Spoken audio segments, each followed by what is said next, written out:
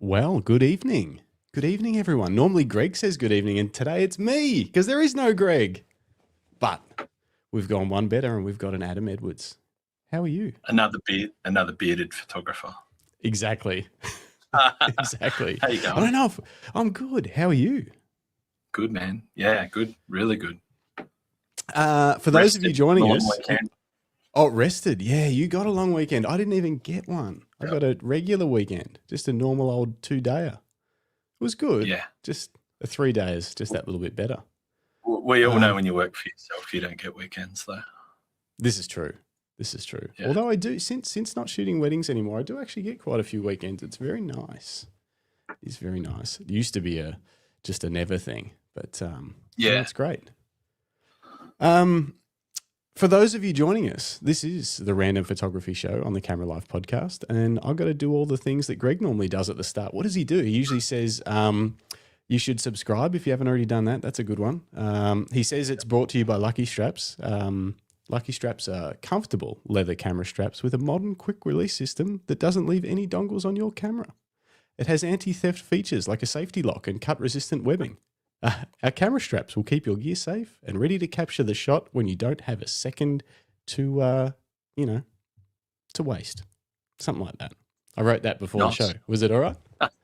Yeah, a bit of work to do. Catch up with Greg. Yeah. But... Could tweak it. I should get AI to make it better or something.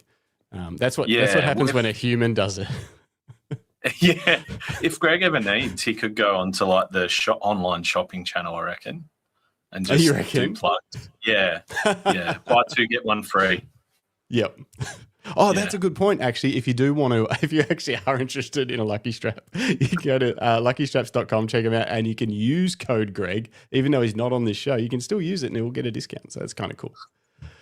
I'm going to ask you how you are, but real quickly, let's roll through the chat. Philip Johnson's here. Dennis Smith was here early. He says, hi, you bunch of legends. And I think he sent in a photo for later that I haven't quite got to yet. You're in the chat. That's cool. Yeah. Paul's here. Dennis says, Adam, you're meant to be on the show. Get over there. Oh, I see. Yeah, right. Yeah. Chatting to each other. Rick Nelson says, hello, everyone. Ready for another great show. David Leparati's here, says good evening. Felicity Johnson is here. Says hello from Gornong. Hello, close by. I was hanging out there a lot this week. David Skinner's here. Tweak Productions. Jamie, good evening, party people. No editing tonight. Back on the treadmill. Oh, that's fun. Are you going to treadmill for the whole show? You'll be sweating. Dennis says for the video geeks here tonight, I'm doing the final checks and color grade. I'm assuming. On a 30-minute long video in scope, cinema wide, that we are testing tomorrow. Cool seeing something that big. I don't even know what that quite means. Scope. Is that like the wide aspect? Super wide. Yeah. Where they squish it out. Some YouTubers will do that where it starts and then it squishes in. Yeah. More the little bars come in. Yeah. It's very professional. Yeah. Lisa Leach is here. It's out of my league. Hugh J Photo is here. Who else is here? Brucey's here. I don't have a halo, do I?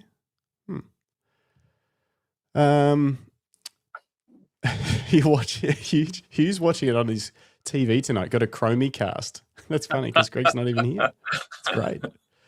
Nick Fletcher says, "Hola from Vienna." What? Where are you? You've been traveling. That's a tough life, right? Yeah, it's not easy. Yeah. Well, hello from my bedroom. Who else? Okay, apparently you might have to do the next intro. Oh, well. I tried. Okay. We got to have Greg for something. Lucinda says, hey. Phil Thompson says, glad to see another bearded photographer. That's yes. Yep. And, oh, wow, in movie theaters. Big. Oh, that's cool, Dennis. That is very cool. You did the still photo at the start. I don't know. Either way, look, I'll take it. Okay, let's get into it. So, how you been? Good, man. Yeah, really good. Just doing the things at this time of year. It's like every other week we're out and about doing a workshop or, all sorts of crazies. If you've been so flat out this time of year, how have you been able to create this fancy new office backdrop that you got going on there? It's very professional. I told you don't get days off when you work for yourself. That was last weekend's project. Okay. So that was. Is it at the house or the? At the gallery. Yeah, at the gallery. Yeah. So I got 2 offices here in the back, and when I moved in, I just did the bare minimum. But the intent was always to make one like an editing studio / office. Nice. So I've finally set it all up properly and got, it's the darker of the 2 offices, so it's easy to control the light. And it's just great. I've got a TV on the wall for doing like clean feed for video editing and stuff like that. It's good. Oh, sweet as. Full pro. I don't know about that. Is it going to be? Is this going to be a new YouTube background, or will you still do those in the gallery? Bit of both, I think. Mainly, I want to do some more educational content, and I just need somewhere to be able to sit down and just do it, where I don't have to set up and pack up and set up and pack up. You know what it's like doing the podcast, right? If you had to set your lighting and your mic up and all that stuff every time you did it, then nightmare.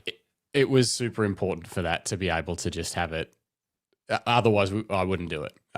If I had to pack this down after every podcast, we definitely would have not made it this far, because it's got to be easy, and especially if it's that kind of content where you've got to put a fair bit of thought into the content itself. You also don't then want to have to set up a production to do the get the light in the right spot and all of that stuff. It's too much mucking around. So it's cool. It's nice to be able to just walk in, sit down, put a light up, but that's all. Yeah, okay. So you got a light. Are you running a camera? Is this what cameras on? Is this the Z9 with a cam link? Okay. Yeah, the ZR as well, but I don't have the micro USB adapter. Micro HDMI. Yeah. I can't believe they put micro HDMI in that. Silly geese. It's such a small body. Like, if you think about the room that a full-size HDMI would take up in that camera, it would be like many percent. It's probably 6 or 8% of the volume of the body. Like the whole body. Because it's quite a small. That's actually, I've got it here. But it is also a fairly cinema-ish camera. So it's sort of, I could see them making that sacrifice of making the body slightly bigger or whatever, because they're like, people are going to use this with an external monitor, micro HDMI's break. Yeah. I've got one of the ones coming that is a permanent and just mounts to your rig to the full-sized HDMI. So you're not plugging it in and unplugging it. It's just a little tiny cable, screws to your rig. So you've got a full-size adapter. Yeah. Yeah, and then you can plug in and out of that regularly for your actual stuff. Yeah, that's a good idea. Yeah. So, it's good. It's nice just to be set up and just to wander in. And even if when you're doing like critical editing, to have a room that's dark enough can be a real struggle sometimes, to sit down and just be able to control the light. So this room's only got one window with a blind and one door with a small window, like half door window. So it works good. Yeah, nice. Very cool. Speaking of, actually, I should change this to be on you. There we go. Adam Edwards, look at that. Speaking of that, you said you were working on a new YouTube video. The last one was very cool. The one about the ZR in Iceland. That was good. It was cool because I wanted it to be just really different. Like, you just see so much of the same rinse and repeat stuff. It's almost like people go and watch 5 other videos on a review of a camera and then just mold all those opinions into one and make another video. It's almost like the AI thing, right? It's just washed up all the time. Yeah. Whereas I just wanted to, be really open, as like video is not my main form of art.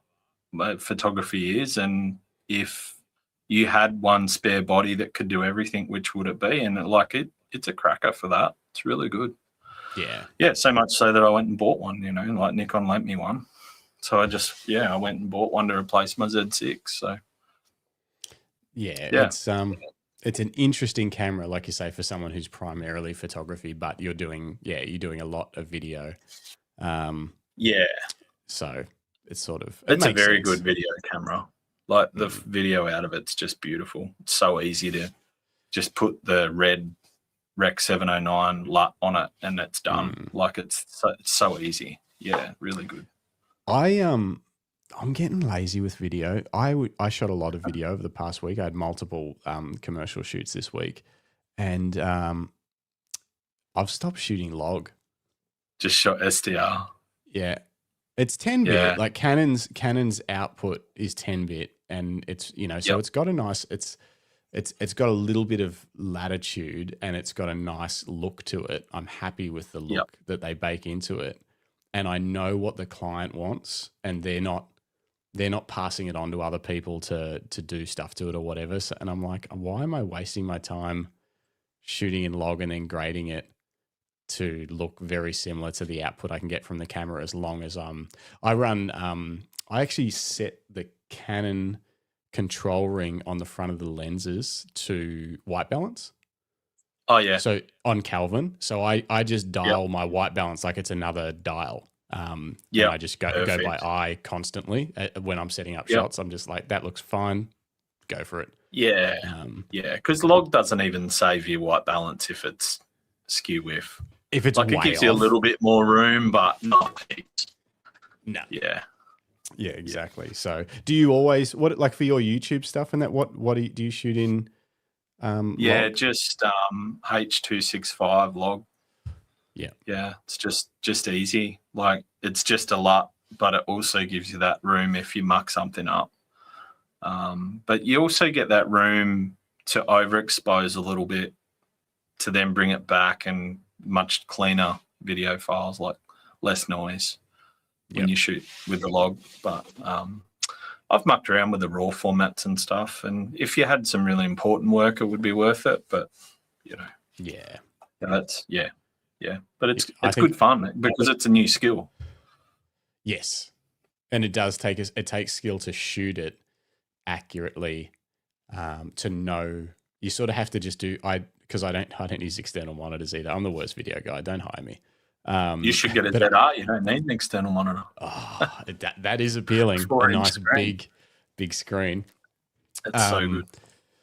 But yeah, I've worked around other video guys, and they're checking everything and using grey cards and stuff. Full and I just eyeball it all, just straight on the camera and stuff. But I don't know. I've done the process enough time. Like, you learn from your mistakes basically, and as long as I'm not, I made those mistakes making videos for myself, not for clients. And I'm like, okay, I know if the screen looks like this, like I need to overexpose it a little bit because the log view assist isn't the same as when I put a LUT on it. So it's like, all right, I know what it needs to look like. And I know how to shoot it like that, but it's still pretty run and gun. Yeah. I mean, like, most of my stuff's just H265 done. Like, all the real good wildlife footage I got in Africa on my Z9, I shot in Nikon's RAW, but in the compressed version, which is pretty good file size, but super, super nice to muck around with and edit. Like, you get heaps more room to move around, and white balance isn't a big deal then, similar to photo, but it's definitely not the same as photo neither. It's just good fun to learn. Yeah, exactly. You said you were working on a new video, which was about equipment care. Yeah, well, equipment care, maybe. Yeah, like, I realized it's actually more of a follow through on a promise to many, many of my workshop clients that I would ultimately make a video about how to clean your sensor. Because we go out, and the first thing I notice when we start shooting in the field is like all these dust spots on people's sensors, and I go a bit crooked them, and they're like, "Oh, I don't know how to clean it, and I can't get it to the shop." And and I hadn't done my Z9 since before Kenya, so it was putrid, like so bad. I've been to Kenya, Iceland, like 3 or 4 local trips, you name it, down in Kangaroo Island with salt spray all over it. And Yeah. it was pretty bad. So I thought, it's a good opportunity to literally, like, it's the first YouTube video where I've just put the camera in front of me and just talk through it, like no plan at all. Just here it is. So I'm just finished tidying it up now, cutting out, just the wasted time. And so it'll be to clean your camera in 15 minutes pretty much, including a sensor clean. So pretty much what I do to keep mine under control. And I'm too far away from anywhere to send my camera in to get a sensor clean. This is true. So I've had to learn the hard way. Yeah, well, that's the thing. So we had Wayne Rogers from Imaging by Design on the show on Thursday. If anyone hasn't listened to that, if you want to learn how to clean your sensor in 3 hours, go listen to that. No, there was a lot more discussed than cleaning sensors, but he talked through a ton of that stuff, including because they obviously at Imaging by Design they clean sensors for NPS members. They clean sensors for just anyone off the street. You can book it in and get it done, and they obviously do an amazing job. But he also on the show, talked us through hey, this is the stuff that you can confidently and safely do at home. It is okay. And then he just sort of said, and then here's where it gets a little trickier, and then here's where I really think you should probably bring it in to someone. His theory was I'm interested to see what you think. His theory was that most people, if they're careful, should be able to clean their sensor with a little microfiber, what do they call it? Like a little microfiber swab, really gently. Oh yeah. With no cleaning solution. He said that should remove most things if you do it regularly and carefully. And then he said the cleaning solution side of things is where things can get trickier because you might get streaky marks or whatever if you don't know it. And he said that's where most people will take the step and bring it in. But he gave us some info on that as well. So I'm interested to know I'll be keen to see that video. Is there any little secrets you can give us before the video comes out? Well, the biggest thing is just get really good at changing your lens so you don't have to clean your sensor. How do you change your lenses? Fast, quickly. Inside a rubbish bag. You just get good, right? Like at making sure your body's upside down when you're changing it. Like it's second nature to me now. I'll lean over my bag so the camera is facing downwards, clip one's lens off, sit that in the bag, clip one lens on. Like it's second nature. And like the proof is in the pudding, right? Is the only time I clean my sensors when I notice dust bunnies. And literally from August, September last year till now, it's the first time that I've got a little tiny hair, which is what triggered me to do it. And I had a commercial job the day after, and last thing you want to be doing is taking a dust spot out of every commercial shoot you take. So, but yeah, it's like that's the tip, right? Is get really good at changing your lens. And if you are in a really crazy, dusty environment, or you have been, give your camera a clean around the lens mount before you even take the lens off. So either with a rag and with a blower, and just get it really clean before you take the lens off.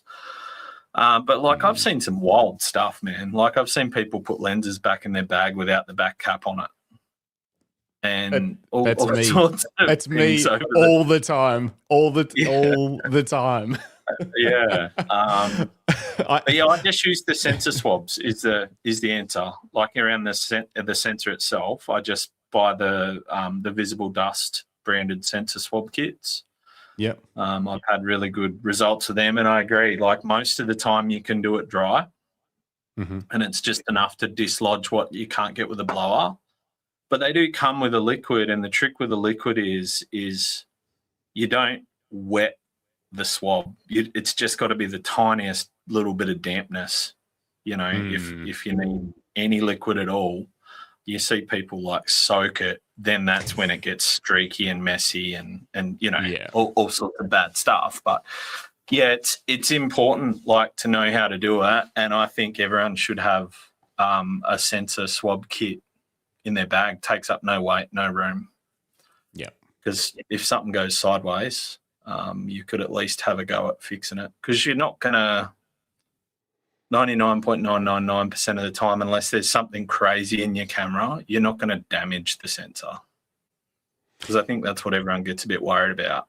Yeah, and that was sort of what Wayne was saying. Like they're not as it's not like if something just touches it, they'll just fall apart or you'll break some pixels. But you can definitely. He said he has also seen like someone's moved something. Like a little bit of almost like swarf, like metal swarf or something, and then it's scratched it across, and so that can happen. It is possible.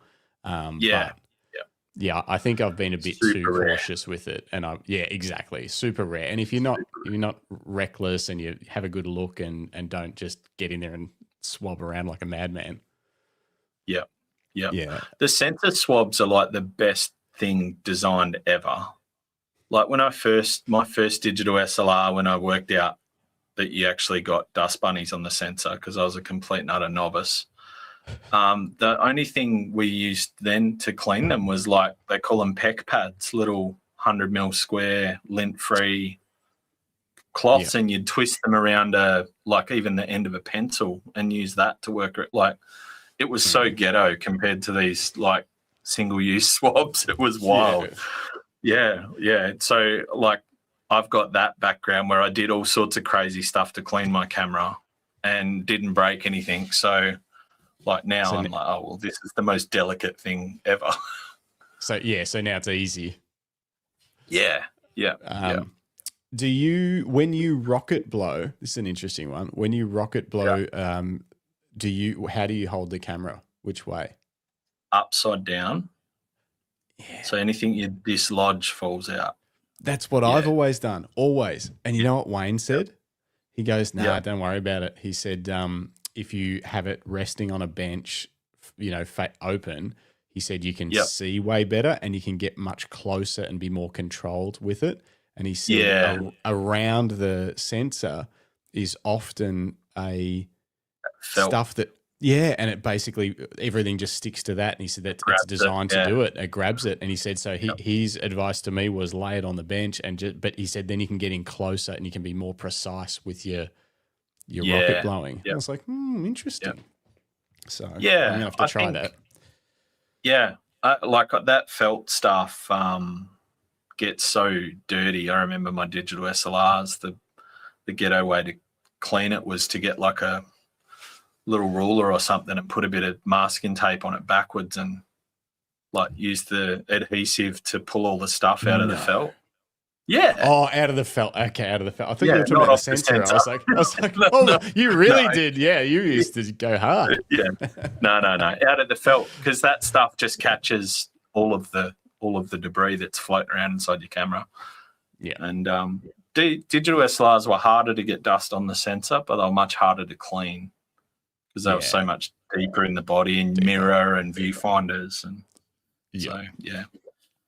so probably it'll be someday this week where I'll finish that, probably Tuesday, Wednesday. Awesome. Well, if you're listening to this now or later, go to Adam Edwards' YouTube channel and subscribe so that you don't miss that video and all the other cool videos that he's going to be pumping out this year. So I've got a travel tripod review thing coming up too. Leo Photo just brought out the greatest travel tripod. I just bought a tripod. No, I bought a tiny little tabletop tripod, so it folds up this big, and then it maybe goes like this big, so that I can hopefully podcast because I'm going to be away for a month as of this Sunday, and I'm hoping I'll be able to podcast. I was like, I need something to put the camera on, but I don't want to bring a full on. How big is this tripod that you've got? It's similar size to the Peak Design one. Yeah, which is probably bigger than because I don't really shoot with a tripod much, so I'm mainly bringing it. Folds down to about 30 centimeters. Oh, that's pretty good. Maybe really a little bit longer, but yeah, it's really good. Like I'm the travel tripod hater because I just think that they're just mostly just rubbish, and you pay so much money for them because it's got travel tripod attached to it. Yeah. But Leo Photo just brought out this. I mean, it's similar to the Peak Design one, the way it packs up to be very round and not a whole lot bigger than a water bottle, really, when you think about it. But man, it's so much better built, like aluminium, machined everything, like super sturdy carbon fiber. So yeah, I've got one here, and I'm going to compare it with the Peak Design because I've got one of them here as well. Yeah, okay. And just because like tripod is a hot topic. Yeah, and one's cheaper than the other, so they're still about $1,000 retail. But Peak Design is also like $1,100-1,200. So yeah. Okay, so they compete head to head really in price. Like it's a little bit of price difference, but they're both in the same bracket. They're both on the and that's why I think doing a side by side will be really good for it. They're definitely in the premium market. Yep. I'll check out some comments before we move on though. The other things, if people do want to go back and check out the Wayne Rogers from Imaging by Design episode, which I'd highly recommend it. We talked about full spectrum and astro and infrared like conversions that they do there. I'm going to get my R6 III converted to full spectrum. Hopefully I'm going to go down there when they do it and do like a behind the scenes of them hopefully not destroying my camera. Which will be fun. And yeah, we talked about how to clean sensors. We talked about why Leica are so good at making cameras. They're also a Leica like repairer. And so he's been to Germany to be trained and things like that. So he's obviously got a fair bit of knowledge about them as a camera brand and how they build their cameras. But one really interesting thing he talked about was issues with lenses and whether you got a good copy of a lens or a bad copy of a lens and how the camera body can affect it and whether the sensors aligned. And that was a really interesting discussion and a lot of stuff that I had no idea about. And what was really interesting is just after that, like a day or two afterwards, Petapixel put an update out. They reviewed the new Canon 14mm 1.4 lens, and they said that it was pretty poor performance on astrophotography because there was streaking in the corners. And obviously a 14mm 1.4 lens is going to be a very popular astro lens. That's kind of one of the main things it's made for. It's why you'd buy it. And so they've released a correction, an update, and it turns out after a lot of sort of investigation with Canon, because Canon obviously looked at their review and were like, no, like we made this lens specifically to kind of do this. And turns out that their sensor in their R5 that they were using to test these lenses, this lens and other lenses, wasn't aligned correctly. And they'd never realized it because it's probably a lot more forgiving with a longer focal length, shooting a portrait or something to see whether the eyes are sharp. But this with such a point source in the corners and things like that, it was really obvious. So they got an aligned camera and put out a kind of like a correction to the article. Well, plenty of my cameras have been in Image by Design, so for repairs after boo-boos. They do a great job. They do a fabulous job. Yeah, very, very cool. So it was fun. Go and check out that episode. And otherwise, who else? What have we seen in there? A lot of people. There's plenty going on in the chat. Yeah, Bruce says you travel with a small clean room for changing lenses. That's a smart move. What else is people saying? Yeah, Bruce said Wayne was amazing. Oh gosh, the phone's going. Phil Taylor says, I work for a manufacturer and clean sensors probably weekly. It's easier than cleaning a lens well, in my opinion. Oh, that's cool. Nev Clark says, hey, I clean cameras here locally for people, and Ulanzi blower works a treat. I make some Sidecoin. You make Sidecoin doing everything, Nev. You shooting weddings and printing images, and it's impressive. He's got his own little camera shop going on. Yeah. With streaks, I use Ulanzi blower. It's a USB charge blower. Always point camera down or change lenses in a microfiber bag. Wow, that's interesting That's concept. next level. Yeah, like a dark bag. Yeah, it's got to do it by feel. Here's a question. How do you check for dust spots? Oh, Do you have like that's in my video. It's in your video. Do you want to save it for the video? 100%. Yeah, no, like I'm happy to share it. So, like it's really simple, right? You just need to have a completely featureless subject and be at your smallest aperture that your lens can do, because that's what focuses the light so harshly. So I literally sit my camera up with the lens on it like this on the bench, no lens, but lens. Set it to f22 or whatever your lens will go to, focus it to infinity, and just get a piece of copy paper and trigger the shutter and just move the copy paper around, because paper has texture in it. And what you'll find is if you double that paper over, you'll get like a 6 or 8 second exposure, and then you've got featureless light, but you have your dust. So it's really just super simple, super easy. You can do it with a clean wall, or, there's lots of ways to do it. But the long exposure and the movement's the trick, because that means that you haven't captured a feature in whatever you're using as your subject. Yeah. And especially if you do, dust. if you do get a little bit of a feature in a long exposure, it's certainly not going to be a round like dust spot. It might be a bit of a I don't know, just a slight change in exposure or something, but it's not a dust. Yeah. That's clever. Everyone has a piece of paper. Everyone, it's just the easiest thing to do. Yeah. I've always done the most common, because it's always been usually on a shoot, and if it's a wedding or something like that, because it's usually only something I think about when I suspect a dust spot in an image, didn't plan it in advance. I'll be like shooting and I'll be like, oh, is that a dust spot? And then I'll usually go to the ceiling and just open the shutter way up, or just to a blue sky. If I'm outside, there's a blue sky. And just make sure you move heaps, so there's no chance of catching a bird or or a hole in the ceiling or something that's going to trick you to think it's a dust spot. It's super easy. Piece of paper. Piece of paper is very clever. I've never thought of that. That's genius. Tweak Production says, I clean sensors at work and it's amazing the state I've seen them in. Had one where it looked like the sensor was used as a scratching pole for a cat, and another had stuffed a cat in it. Okay.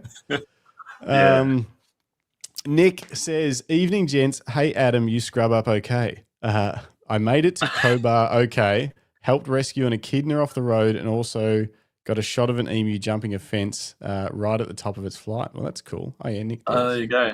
Nick was in the gallery this morning. Oh, nice. That's awesome. Yeah. That's so cool. He had another message here somewhere. Where to say? He also said he got, Justin, I got that last year at BFOP. Got what? What did you get at BFOP? The blower, I'm assuming. Oh, maybe. Yeah. Or the travel tripod? Don't know. I use a Visible Dust branded blower, and they have a filter on the back. Do they? And the filter on the back doubles as a stand, so you can stand it on the table. But it's it's got like a filter, so it can't pull anything through the blower. It's great thing. Yeah, I might be investing in. I see it. That's $60 for a blower. Obviously that filter's worth it. I'll hook you up. Yeah. Oh yeah, I should get a couple of them probably. I was thinking about that. I've got one blower, and I'm like, I better put that in my bag or move it to this bag or whatever. I should just have one in every bag. Yeah. They don't weigh anything. Yeah. I'll definitely get them. Okay, Visible Dust. Oh, you'll have to, let me know. I'm sure there's an Adam Edwards discount code or something. Yeah, we'll be able to sort something out. Sweet. Paul's listening and packing for next week's Light in the Landscape workshop. Yeah, Paul's coming to Mungo with me and Dennis. Yeah, so give us. I know we talked about that last time you're on, but give us a quick recap. What's going to be happening? What are you guys going to be doing?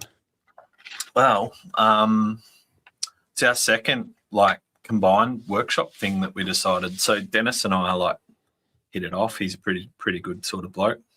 He's all right. At BFOP, and we both connected over our connection to Mungo. So Dennis has had some pretty cool experiences there, and it's a place that I just love. I could go back to every week, and I almost do this time of year. It feels like it. I do about 6 workshops back to back this time of year, so they're a lot. And Dennis only lives in Adelaide, so it's just a half a day drive really. And last year we decided to do a combined workshop, which we did here and based ourselves in the gallery, but went to Silverton and all sorts of cool places around Broken Hill. And then we thought, we'll just have another crack and do one this year, but we'll do it at Mungo. So, I was super keen. So talk about landscape photography, talk about light painting. Just Dennis and I both have a really similar approach to our photography where we're pretty mindful and, it means more than just taking photos to us. So, hopefully we can bring a whole heap of people together and just create cool stuff. Just have a good time in a really wicked place. Yeah, it's going to be super cool. It sounds epic. Are you staying out there? I'm trying to remember what. Yeah. So it's about an hour from Mildura if you're in a hurry in a 4-wheel drive. So, it's a bit too far to come and go. It's fairly remote kind of place. So we're just out there for 2 nights. So just a fairly small thing, small group. I think we've got 7. We've got 1 spare spot if someone wants to jump on a last-minute spot. Oh, I would. Monday starts at Monday 4 p.m. Yeah, I know. I think I leave on Sunday at 3 p.m. for a month. I think that's why because I did originally when I saw it, I was like, oh, that would be super fun. Come up a bit early, check out your area and stuff, and then go back or something. That'd be pretty sweet. But I'll have to do it another time. Yeah, so it works out. I head off for a workshop on Thursday this week to take my normal sort of 4-day workshop. And this one's around the full moon rising. So fingers crossed we get some good weather. We can get the full moon rising over that lunette landscape on Saturday night. Nice. And then drop the guys back in Mildura and head back out to do the couple of days with Dennis and the crew. So it's going to be awesome fun. Oh, that's unreal. So cool. Yeah. Can't wait to see the images and hear some stories. We'll have to get you both on. The stories are always better. Yeah. Yeah. It'll be really cool. Very cool. Anything else that's exciting that's been happening before we kick on to some camera news? There's so much, man. Heaps. But I think that covers majority of it for now. Roughly what you've been up to? Yeah. All right. Let's. I've got one thing. Yeah, tell me. I can actually announce this time. Ooh. So I don't often enter competitions, right? The only one I've really have entered consistently is the Nature Photographer of the Year, which I didn't get into the shortlist this year. It's the first time for 4 years, which was a bit of a bummer. But last time I had a secret. So I'm in the shortlist of 28 for the Australian Photographic Portrait Prize. Really? Yeah. That's exciting. Yeah, Heck man. yeah. For a busted butt landscape photographer from the Outback. Wow. Yeah. So, it's like this. Yeah, crazy thing. I only entered it, right? So I have a good mate who's on this journey to tell the story about his daughter who took her life, sadly. And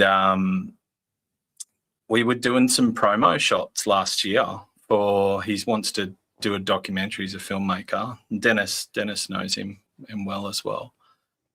And, we went out and we just had this really cool session, just taking some photos of him just being himself, and because we're good mates, he sort of let his guard down and I just got this really cool shot of him just backlit in the Outback, holding his daughter's favourite toy by its hand. And just like it's super powerful. I don't think we're allowed to show it. It's under embargo, but yeah. So in August, it'll be in the National Portrait Gallery in Canberra, which is cool. That's awesome, man! Yeah, congratulations. Pretty happy with that. So yeah, and the only reason I entered into this was to try and get my mate a bit of coverage for his doco. Like it's not something I would ever consider putting in for. But we had this really, really good, powerful portraits, and I thought, well, might get a bit of airtime for him for that. And all of a sudden, it's in the there's 28 in the shortlist. That's so good, so cool. Yeah, August, pretty happy. Right? So that's the other big news. Oof. So when did you find that out that you had to keep it a secret? I think February sometime, maybe March, early March. Wow. So it's been a while. Yeah. Since, and we had to, the work's got to be physical. So I had to have my printers print and frame it. I printed it here in the gallery and sent it to them to frame and everything. I've spent a fortune on the frame and the finish. I've got full museum acrylic and hopefully that translates. I've seen photos of it, but I obviously haven't seen it in person. Yeah. You had to have your work done, and the work's been picked up now. But didn't get to see it framed first before. No, I could have had it done here. But I just don't have when I've got to ship something, it's really hard to make an appropriate box and all of that. And the guys that I use in Sydney Emergent, they're so good at what they do, man. They do hundreds of artworks a week. And I just knew that if I sent them 2 copies of the print just in case one didn't go to plan, and one didn't. By the time it got there, it had a scuff on it. So then they used the second one, and it was cool. Yeah, right. That would be, though, just knowing that it's done and it probably looks awesome and it cost a fortune, but you didn't get to see, you haven't seen it. That's that museum acrylic is like, I could have got 4 photos framed for the price of the acrylic itself. It's so expensive. Oh no. Anyway, so super exciting. So we'll have to, and I've actually, for the first time since I've been running workshops, moved a workshop so I could go to the opening in the gallery. I've never moved one ever in like 5 or 6 years of running workshops. It's a big thing. But the guys that were on it were great.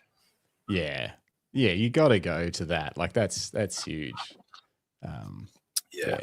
Sure. Yeah, just so move the cool. Workshop. It's pretty exciting. Just move the workshop to there so everyone can come to and Canberra. check it out. Yeah.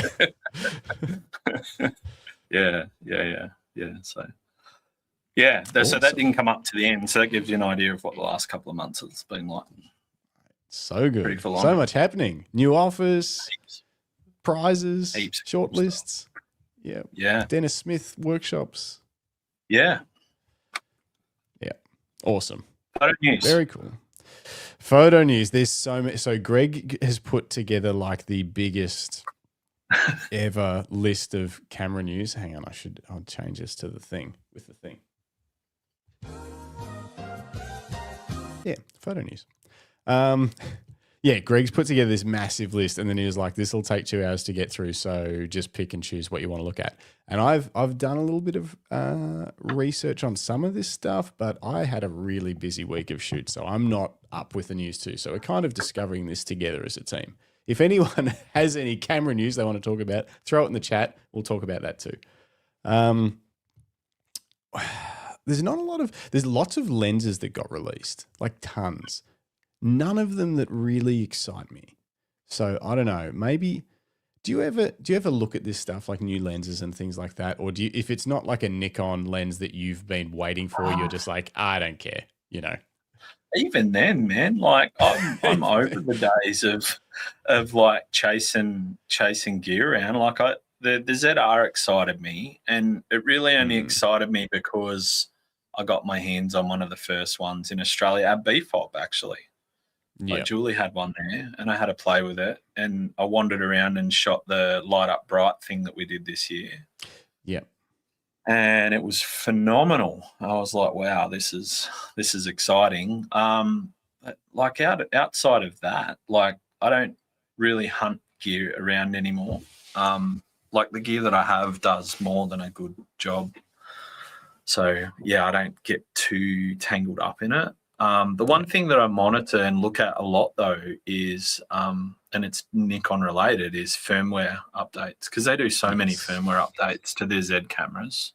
Yeah. And they're not just like fixing bugs; they're like completely new features a lot of the time, and it's really cool. Yeah. Do you wait, or are you like an early adopter of firmware, or are you I'll wait weeks before I put it in case it bricks the camera or does something silly? Straight in. Yeah, I've never ever had an issue ever. Yeah. So yeah, maybe one day I will, and then I'll be the waiter, but I'm always the early adopter for everything. So I'm like, awesome. I want to muck around with it and do cool stuff. And there was heaps of news from the big camera expo in the US about new firmware for the ZR. Was there? Yeah. I don't know if we saw. So it's not real official. Like heaps of the guys on YouTube had to sign NDAs to talk to Nikon about it. And, but okay. From what I understand, they're going to give everyone a few things that they wanted, like a lower bitrate RAW codec for Red RAW, and maybe open gate so you can use the full height of the sensor, and a couple other things. But got to have that open gate. But it doesn't. It's like it's the weirdest want. You shoot framed. Yeah, I know. I've said it so many times that only that I can see the reason why some people want it. I wouldn't use it. Yeah. But I can see why some people want it. I'm not on far enough on the other side where I'm like it's a pointless feature. I don't think it's pointless, but I also don't think it's something that is like make or break switch camera systems for, unless and if you know that you need that feature so badly you'd switch camera systems, then you probably do need it. I don't know, but that's a very small amount of people. It just sounds like more data to have to worry about to me, and that's like the hardest thing ever. You should do a whole episode on how to do data. I should, because it's a nightmare, and I'm I feel like I've got a reasonable system, and I did a heap of, just before I did all this shooting this week, I did a heap of kind of cleaning up, and it's a mess in my computer. It's just a mess. It's an absolute mess. It's so hard. It's like the hardest thing. The more you shoot, the more data you have. Yeah. And then unless you're going to go and blow a whole heap of money on a new NAS or something, which still has its limitations, it's like really...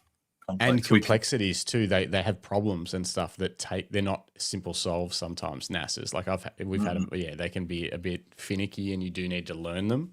It's another piece of equipment you've got to understand, and it's I think I shot 400 gig this week, and that was not shooting a ton of images, and that was not, well, in my eyes, not a ton of images.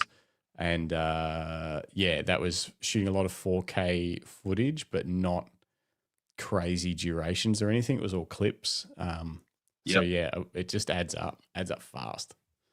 So for sure. Okay. Camera news. I forgot. That's what we're going to do. So anyway, what I was saying, lenses that come out that don't super excite me. Things like, and I'm sure they're for someone. So if these are lenses for you, I'm sorry, but they're just kind of not that interesting to me. Viltrox 75mm f1.8 and 90mm f2.2 Evo lenses coming for APS-C. Cool. TT Artisan Neo 50mm 1.8 and 85mm 1.8 lenses. Cool. First images of the new Viltrox 26mm f2.8 FE pancake lens. Cool. First image of the new SG Image 18mm APS-C pancake lens. Cool. I'll bring this one up because it is the lens up. Right. That's a lot of lenses. I've got a hot take for the end of this. Okay, for the end or now? No, let's read the list of lenses first. All right, I'll just show this one. We'll look at one image. How do I make that go in? There we go. So this is the 18mm SG image APS-C pancake lens. So these are the sorts of things that are coming out, and I'm sure they'll be cool lenses. I'm sure they'll be priced well because they are, cheaper lenses. It's cool to see so many third-party options, but it's just like, unless you're really hanging out for that sort of stuff in your system, which I'm not, it's just hard to keep up with. There's so many coming out. Typoc will launch 5 more E-mount autofocus lenses this year, including a 24-70 zoom. That's a pretty big thing, like a full set of autofocus lenses for Sony from Typoc. That's a big step in that market to play with the other people that are doing autofocus E-mount lenses. Small Rig have made a cooling system for Sony cameras. That's cool. If you need cooling for your Sony cameras. My Canons don't overheat, so that's fine. I'm just kidding. First images of the new 7 Artisans 135mm f1.8 lens. That's a bit of a beefy lens. I'll bring that up. Just check it out. Where are we? Screen goes up. That's a big lens. Oh, yeah. That is a big lens. 1.8 for Sony. Bit of a beast. But again, not something on my shopping list, but I think people will certainly buy that. For portraits and stuff, and depending on how it goes, potentially like indoor sports and things, weddings. Interesting. All right, we're not even halfway through the list of lenses. Wow. Just announced Brighton Star 12mm 2.8 full frame AF E-mount lens. That's full frame? 12mm full frame's cool. I used to have a 12mm full frame Sigma for my Nikon F mount. It was pretty crazy. Was it a 2.8? No, it was like 4.5 to 5.6 or something. Yep. Yeah, that's pretty. This is pretty. 12mm 2.8 is. Let me share this. That's actually it's an interesting lens. So that is on an A7C. I was worried that it was going to be like a crop sensor.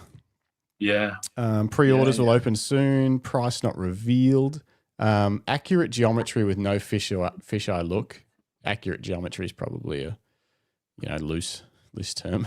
It's hard thing with the perspective distortion with that focal length is like you everything looks uncorrected. Like I know with my full frame 12mm, like I think the field of view is close to 130 degrees on a corrected full frame 12mm lens. So it can be as corrected as you need, but as soon as you're not looking square onto something, it's shaped like a keystone. Crazy. It's going to be tough to shoot with. Yeah. Yep. Okay. Very interesting. And it's only 500 grams too. It seems there's got to be. I used to watch Too Good to Be True. I used to watch the. This is JTech 99's making it funny. 12mm full frame, great for portraits and bokeh. Excellent for that. Apparently these are some sample images along with ads for, what are we getting? Some ads for SEM Rush. Oh, that's cool.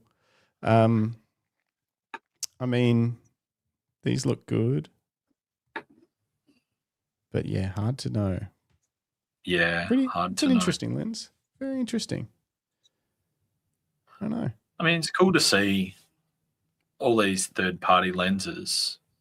But my hot take, right, is after owning a lot of lenses over the years, if you're deeply entrenched into any of the major camera OEMs, a third-party lens will never work as good on a modern camera as the OEM lens for that camera. Because while they share some of the workings, the things that happen behind closed doors with, say, the Canon lens department and the Canon camera department. Yeah. They just work, right? Like, and with the exception of very few, I think, Tamron and Sigma are pretty up there. But there will still be moments, you never know whether you'll get a firmware update on your camera and all of a sudden that lens won't quite work the same. Or there could, I just feel deep in my bones that most of the camera manufacturers make some pretty good budget lenses these days. Yeah. And for me, it's a really hard take to go and get a third-party lens of the same. And some of those lenses on that news, though, like, say, Nikon already make a 28 pancake. And it's super cheap. And Canon do too. And it's not cheap, but it's cheap enough. 1.8. Yeah. So that's my life experience after owning many light lenses.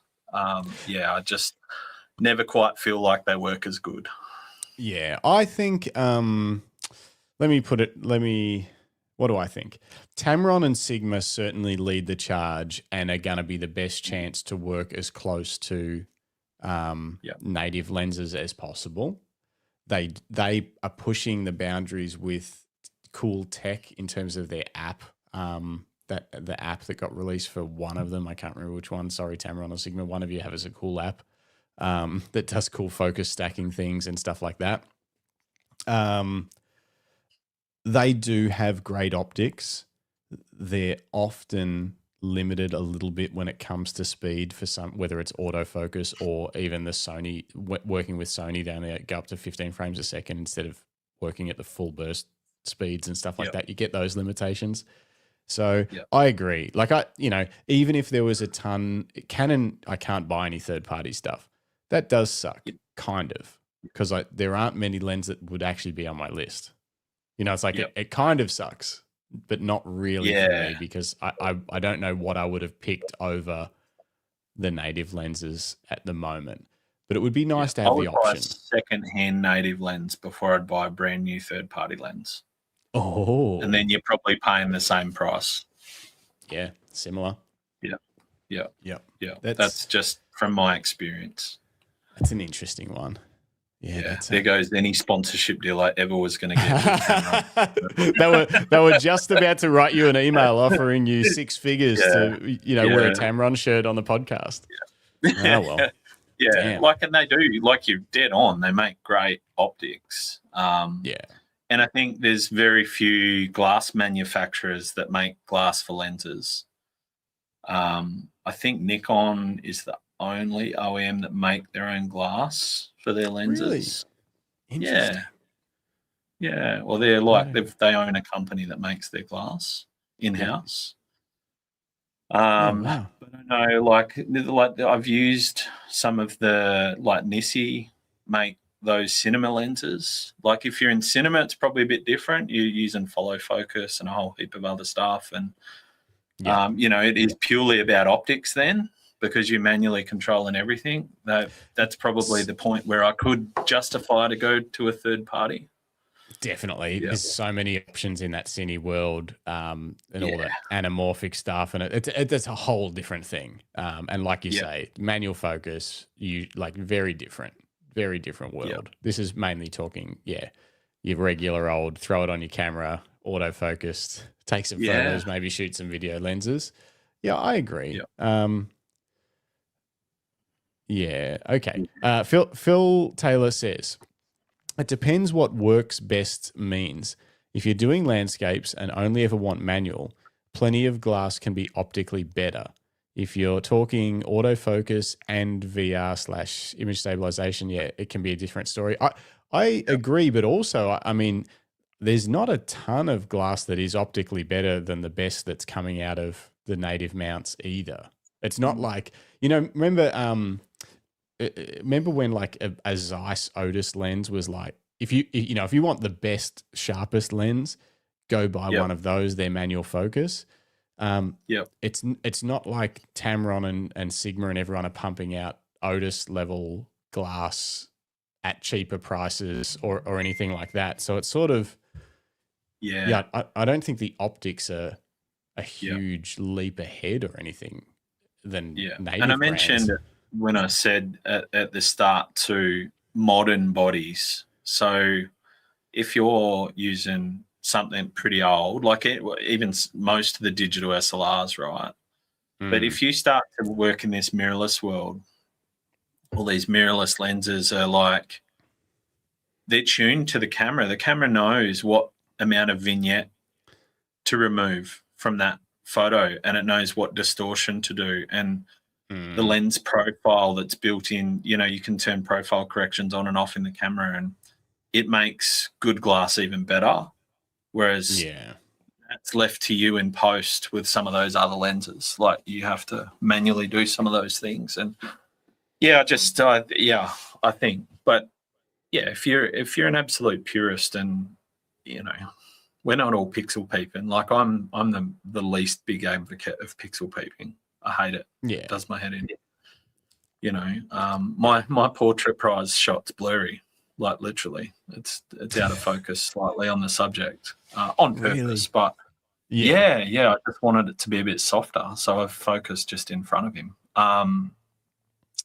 But like third-party lenses, man. Like, and it's probably because I've owned a lot of older Sigma glass. And then, like, I had a Sigma 7200 for my F mount, and great lens. And then I tried the Nikon 7200, and I was like, it's not even in the same class in terms of, but like focus speed and image stabilization, all of that stuff. Yeah, and it all depends on the value proposition for that individual lens you're making a choice on. Because I would imagine the Sigma lens comparison there is probably half the price, maybe. Yeah, I think it was 2/3 or something. But then, say my experience, I could have bought a second-hand Nikon lens for the same price. That's where it gets tricky. Yeah. I know, like, some of the experience I've had was. We directly compared, not the same focal length, but Sigma had a 135 1.8. They come out big beast of a lens. It's broken up on this shelf over here because the art one, massive, awesome, sharp and great. And we had the Nikon 105 1.4. The Nikon was way better. In terms of just the way that it handled shooting into the sun, like backlit, how much contrast it retained and stuff like that. And then Jim's had a similar experience with the Tamron 35 to 150 in that sort of low contrast shooting into the sun, washed out kind of look. And I think that can just be, it can obviously be the lens design, but also potentially coatings and stuff too, as people have said. So I don't know. There's plenty of good options. So don't get me wrong. Sure. But it's just I knowing agree. what you Bill's choose. comment about the GF glass is pretty good, because that I would agree with that. After using second to none, I'd agree there. In my job, scientific imaging, I have to work at pixel level for most footage. Yeah, okay. Wow. Yeah. And the Fuji glass is very good. It's good. I had a couple of GFX lenses for a little period of time last year. Although they did flare really badly compared to my Nikon glass. Yeah. Okay. Very sharp. Yeah. All right, let's get through the rest of this lens news. This is Rick Nelson says, Justin, don't you want the new Canon 40 to 1200 lens? I'll bring it up. I don't want it. I'm sure it probably costs a fortune. It's a Canon officially announces the Cine Servo 40 to 1200 T5 to 10.8. I have a rule. I don't buy any lenses that are measured in T-stops because I don't understand what they are, and I won't be able to use them. So unless it's measured in f-stops, I can't figure out what it's supposed to do. But it's pretty cool. It's a big professional looking lens that you would think, I don't know, someone would use for sports or something. I don't know. It's crazy. Yeah, it's a video focus lens for live casting. Live sports or live stuff like that, events and things like that. Probably worth more than your and my house combined. Yeah, Like, yeah. That's the other thing. It's like, would you want it? Well, I couldn't even. If I wanted it, I couldn't get it. yeah, exactly. Yeah, what a weapon. Yeah. Oh, and it's got a built-in 1.5 extender, pushing it to 1800 millimeters, with just under 15 pounds of weight and 16 inches in length. It's got a portable design. Look, it's all relative, isn't it? Okay. Exactly. Bruce says that's funny. T stops are easier than F stops. I'll have to try and learn one day. I'll figure it out. I did read about it once, and I think at the point in my photography career that I read about it, I wasn't ready to know. I was like, I don't know what this means. Okay, what else? Viltrox announced the AF 35mm 1.2 Lab N flagship lens without a TFT LCD screen for Nikon Z mount. I don't know what that means, but let's have a quick look. I don't know what the relevance of it not having a screen. Maybe it has a screen for Sony or something, and Nikon's not getting the screen. It must. But it's a big fancy Viltrox 1.2 35mm prime without a screen. What does it say about the screen? Something here? No.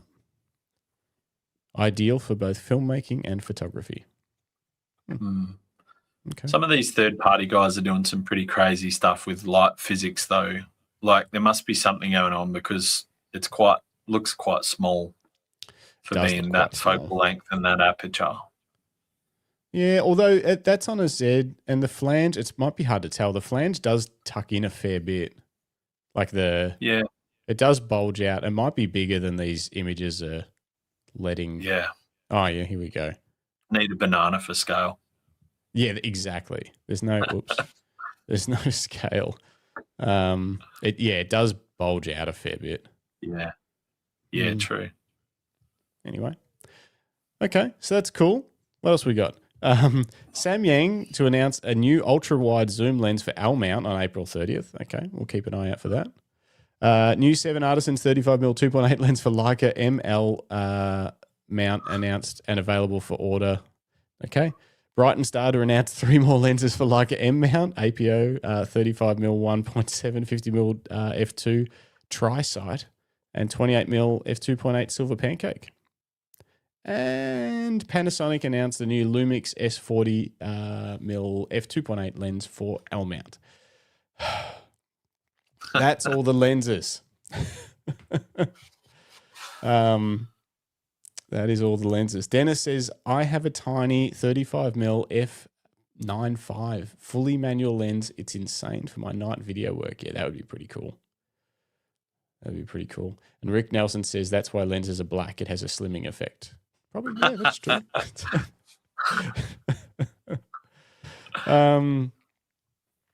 And Greg Stubbings reminding us that Nikon D5 and the 80 to 400 lens package was good enough for the Artemis 2 crew to capture the images they got. Go to the NASA site, check out the metadata attached to the images. Love my D5. I loved my D5. I loved it. It's a camera that I still fondly remember. I had a D3. Oh, did you? Yeah, it was so good. Yeah, some of my favorite images I ever took were on that camera.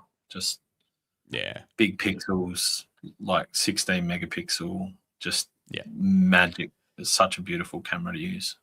Yeah, it was so good. And so I was shooting Canon a bit while Jim was shooting with the D4 and then D4S, and those files always look beautiful as well. I know some people said, oh, the D3 had better something, and then you know how new cameras, for a while new cameras were coming out and people liked the old camera better. They were like, oh no, it's gone backwards or whatever. But I always liked the files, and then I switched to Nikon and got the D5. And even though the D5, all the tech reviewers said that the dynamic range wasn't very good and stuff like that, the files just looked amazing. I don't know what it was about it. They looked great. Yeah. Difference between quality and resolution. Well, they weren't even talking about resolution. They were mainly banging on about the dynamic range at base ISO, that it wasn't very good. And it was at like ISO 400 and up, it was beating other cameras, but at 100 to 400, it wasn't great. Yeah. And I never noticed it in the fire. I don't know. If you push something to the extreme, you'll always find its flaws, right? Like, that's why real world reviews and stuff are so much better. Because if you put something in a lab, you're going to point out all the flaws, and you can influence a conversation, good or bad, either way, with the data. But when you get it in your hand and you get out in the field and you use it, then that's a completely different story. Yeah, exactly. I agree. This would take us on a whole different track. We won't talk about it, but a big camera reviewer out on YouTube quit this week. Gerald Undone. I don't know if you ever used to watch any of his. Yeah, did you ever seen his videos? I've seen some of them. Yeah. Quit is probably clickbait, but me saying that he is not going to do camera reviews anymore. He will keep doing YouTube, but he's like, I just don't care anymore. He said, I was passionate about this stuff when the cameras were all so quirky and had massive limitations, and because he was obviously primarily video as well. He was really into like testing the video side of things, and cameras, video was everything had to be hacked together with video for a long time, and everyone just wanted, I wish it could just do this, or if it could just do that. Now, your ZR can do everything you want. And I think he reviewed that, like he reviewed the A7, he reviewed the A7, whatever it is, the mid-range one, the Sony that just come out, A7 V, 6. Yeah, A7R, 5 or 6, yeah. Not the R, just the regular A7. Oh, right. Like that one, and that competes directly with the Canon R6 Mark III. And he was like, both of these are sweet too. Like he was just like, they're both great. They can both do basically anything anyone would possibly want.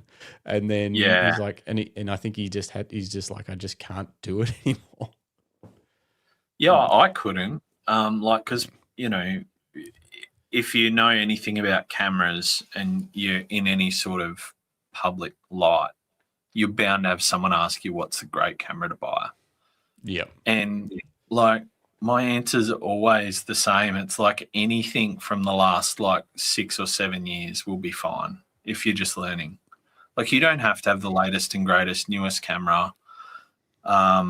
Because back when I've got my Nikon D200, it was like I got my D200 and 6 months later the D300 come out, and it was so much better that you might as well have thrown the D200 out. And then, then they just kept there was that period of this, every 6 months, something would come out and be completely different. And, the autofocus was like a whole nother camera better, and the resolution. And then we switched from CCD sensors to CMOS sensors, and then we got better noise. And there was these massive bounds and leaps. And now a new camera's incremental, right? Of any sort. So I could understand that would be so boring. Yeah. It would be so hard. Dennis says no clickbait. Yeah, I know he wasn't clickbaiting. I just mean me saying that he quit is probably, it's not accurate. He said, I'm not quitting. I'm not doing camera videos anymore. But yes, he did do a great video about backing out. Dennis says he is the only guy at that level who would engage in email conversations with me. Lovely guy. Oh, that's cool. Rick Nelson says, I need to know, Dennis, did you have the conversation about the hot pixels with him? Oh, yeah. Yeah, the Q3 Pixelgate. Yeah. Rick Nelson says Gerald Undone is finally done.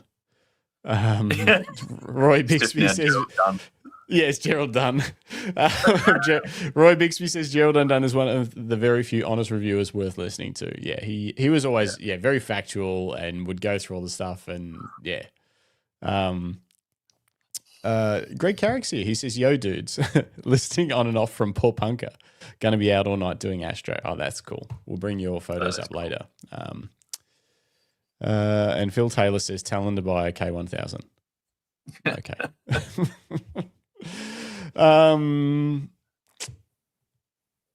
Dennis bought a set of his LUTs and had a tech question, and he was onto it and super engaged. I actually think I bought his LUTs for the R6 III because I just couldn't be bothered tweaking, and I knew they'd be fine, and they were. It was just like one click, that looks great, sure, whatever. And then I stopped shooting C-Log, and it's like, oh well, don't need them anymore.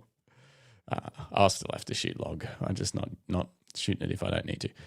Okay, so that was most of the news. There's some camera news too. Gosh, it's a lot of stuff. Nikon's registered a couple of cameras. We don't know what they are. There's rumors about what they're going to be. The same thing happened with Sony registered some cameras in China.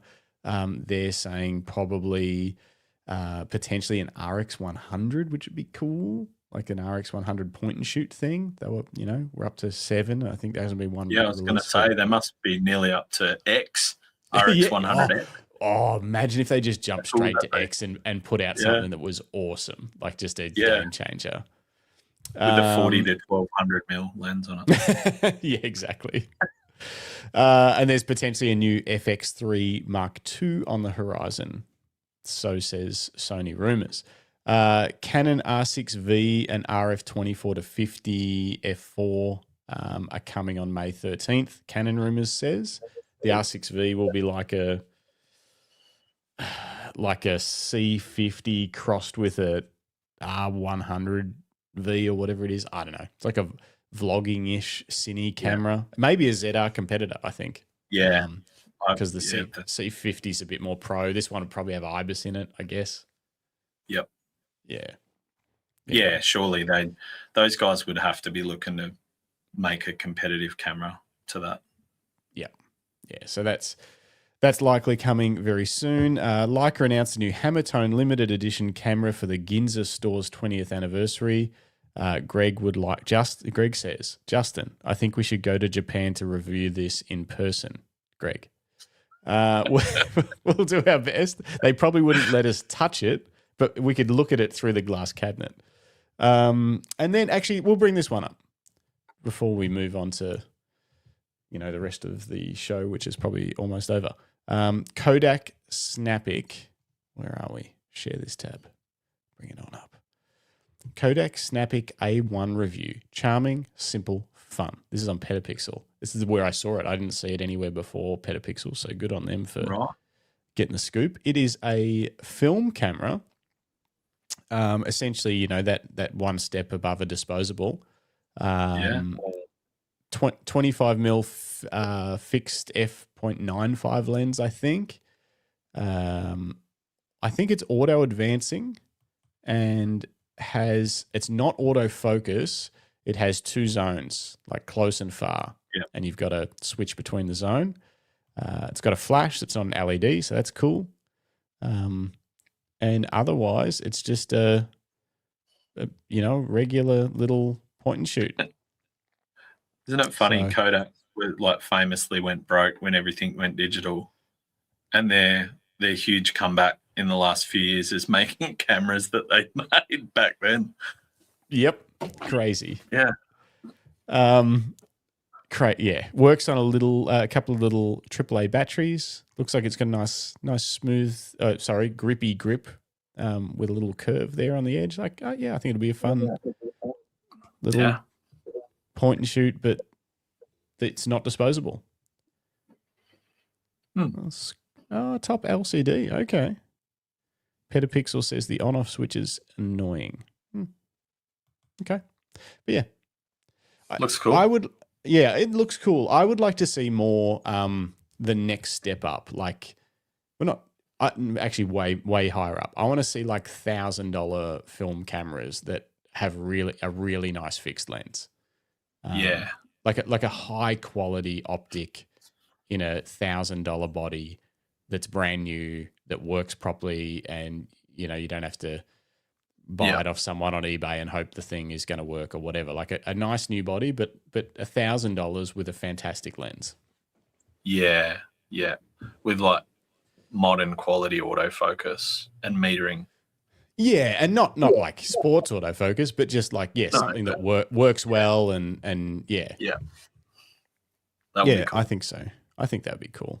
But good to see more coming from Kodak. This is, I guess, the follow up to the Charmerer, which I purchased and have not used. Greg and I were supposed to do a challenge, and we just never did. Just never got there. Never got there. What else? What other random news did Greg have in here? Here we go. Apparently I purposely didn't read this beforehand. I saw it there and I was like, no, I want to find out on the show. Project Hail Mary Lego set photographed on the edge of space. And I want to know, is this real? A new Guinness World Record has been set by a company called Sent in Space after the Lego model featuring Dr. Grace and his alien pal Rocky floated up to space attached to a balloon. The 8-hour space flight saw the Lego set reach 34,988 meters above Gwynedd County, United Kingdom on Friday, March 20th. The Guinness World Records notes that it was 22-mile, 35-kilometer long journey. Okay. Wow. For over 8 hours. That's pretty cool. It is pretty cool. Yeah, that is awesome. Who thinks of this stuff? Yeah. Yeah. It's once on solid. Yeah, I know.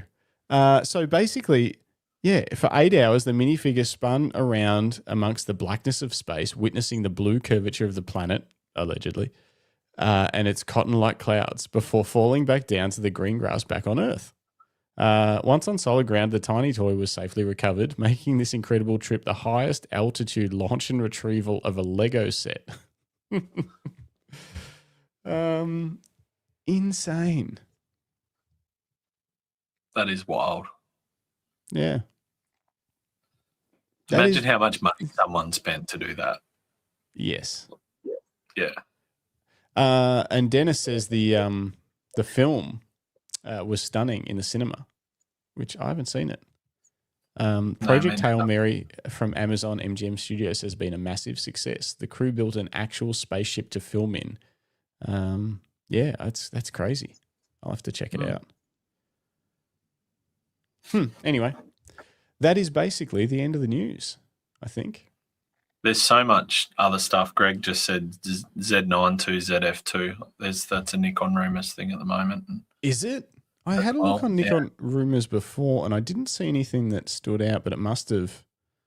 There's so many ads. I can't find the actual posts. I don't even visit those sites because they just do my head in. On April 25th, they posted the Z9 will most likely not come in 2026. Yeah. So I don't know. It's so hard to keep up. Who was doing? Someone else was doing the same thing the other day. They were. Canon rumors has been talking about the, what's it called? The R7 Mark II for ages, and saying like, oh, it's coming.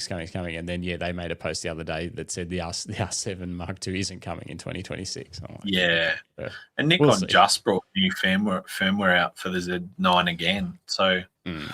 Yeah, like multi-year-old camera now, but they just keep putting new firmware in it, and it just gets better and better. So, the sensor's solid. They'd have to make something pretty special to be a good step up. Yeah. Okay. What time is it? It's 9:00. Gosh. All right. Let's put a cap on the news and we'll move on to this little section. We won't be able to dig too deep into it because we'll run out of time to do the photo stuff. Yeah. But we're chatting before the show, Adam and I, about commercial work because I had some interesting questions this week about model releases. And obviously, before we even get into this discussion, of course, if there's someone that's going to be in your photos for commercial purposes, get a model release. That's what you do. Yep. That's how you make sure that you've got the authority to use these for commercial purposes legally. But You're sometimes not that just doesn't. wasting your time.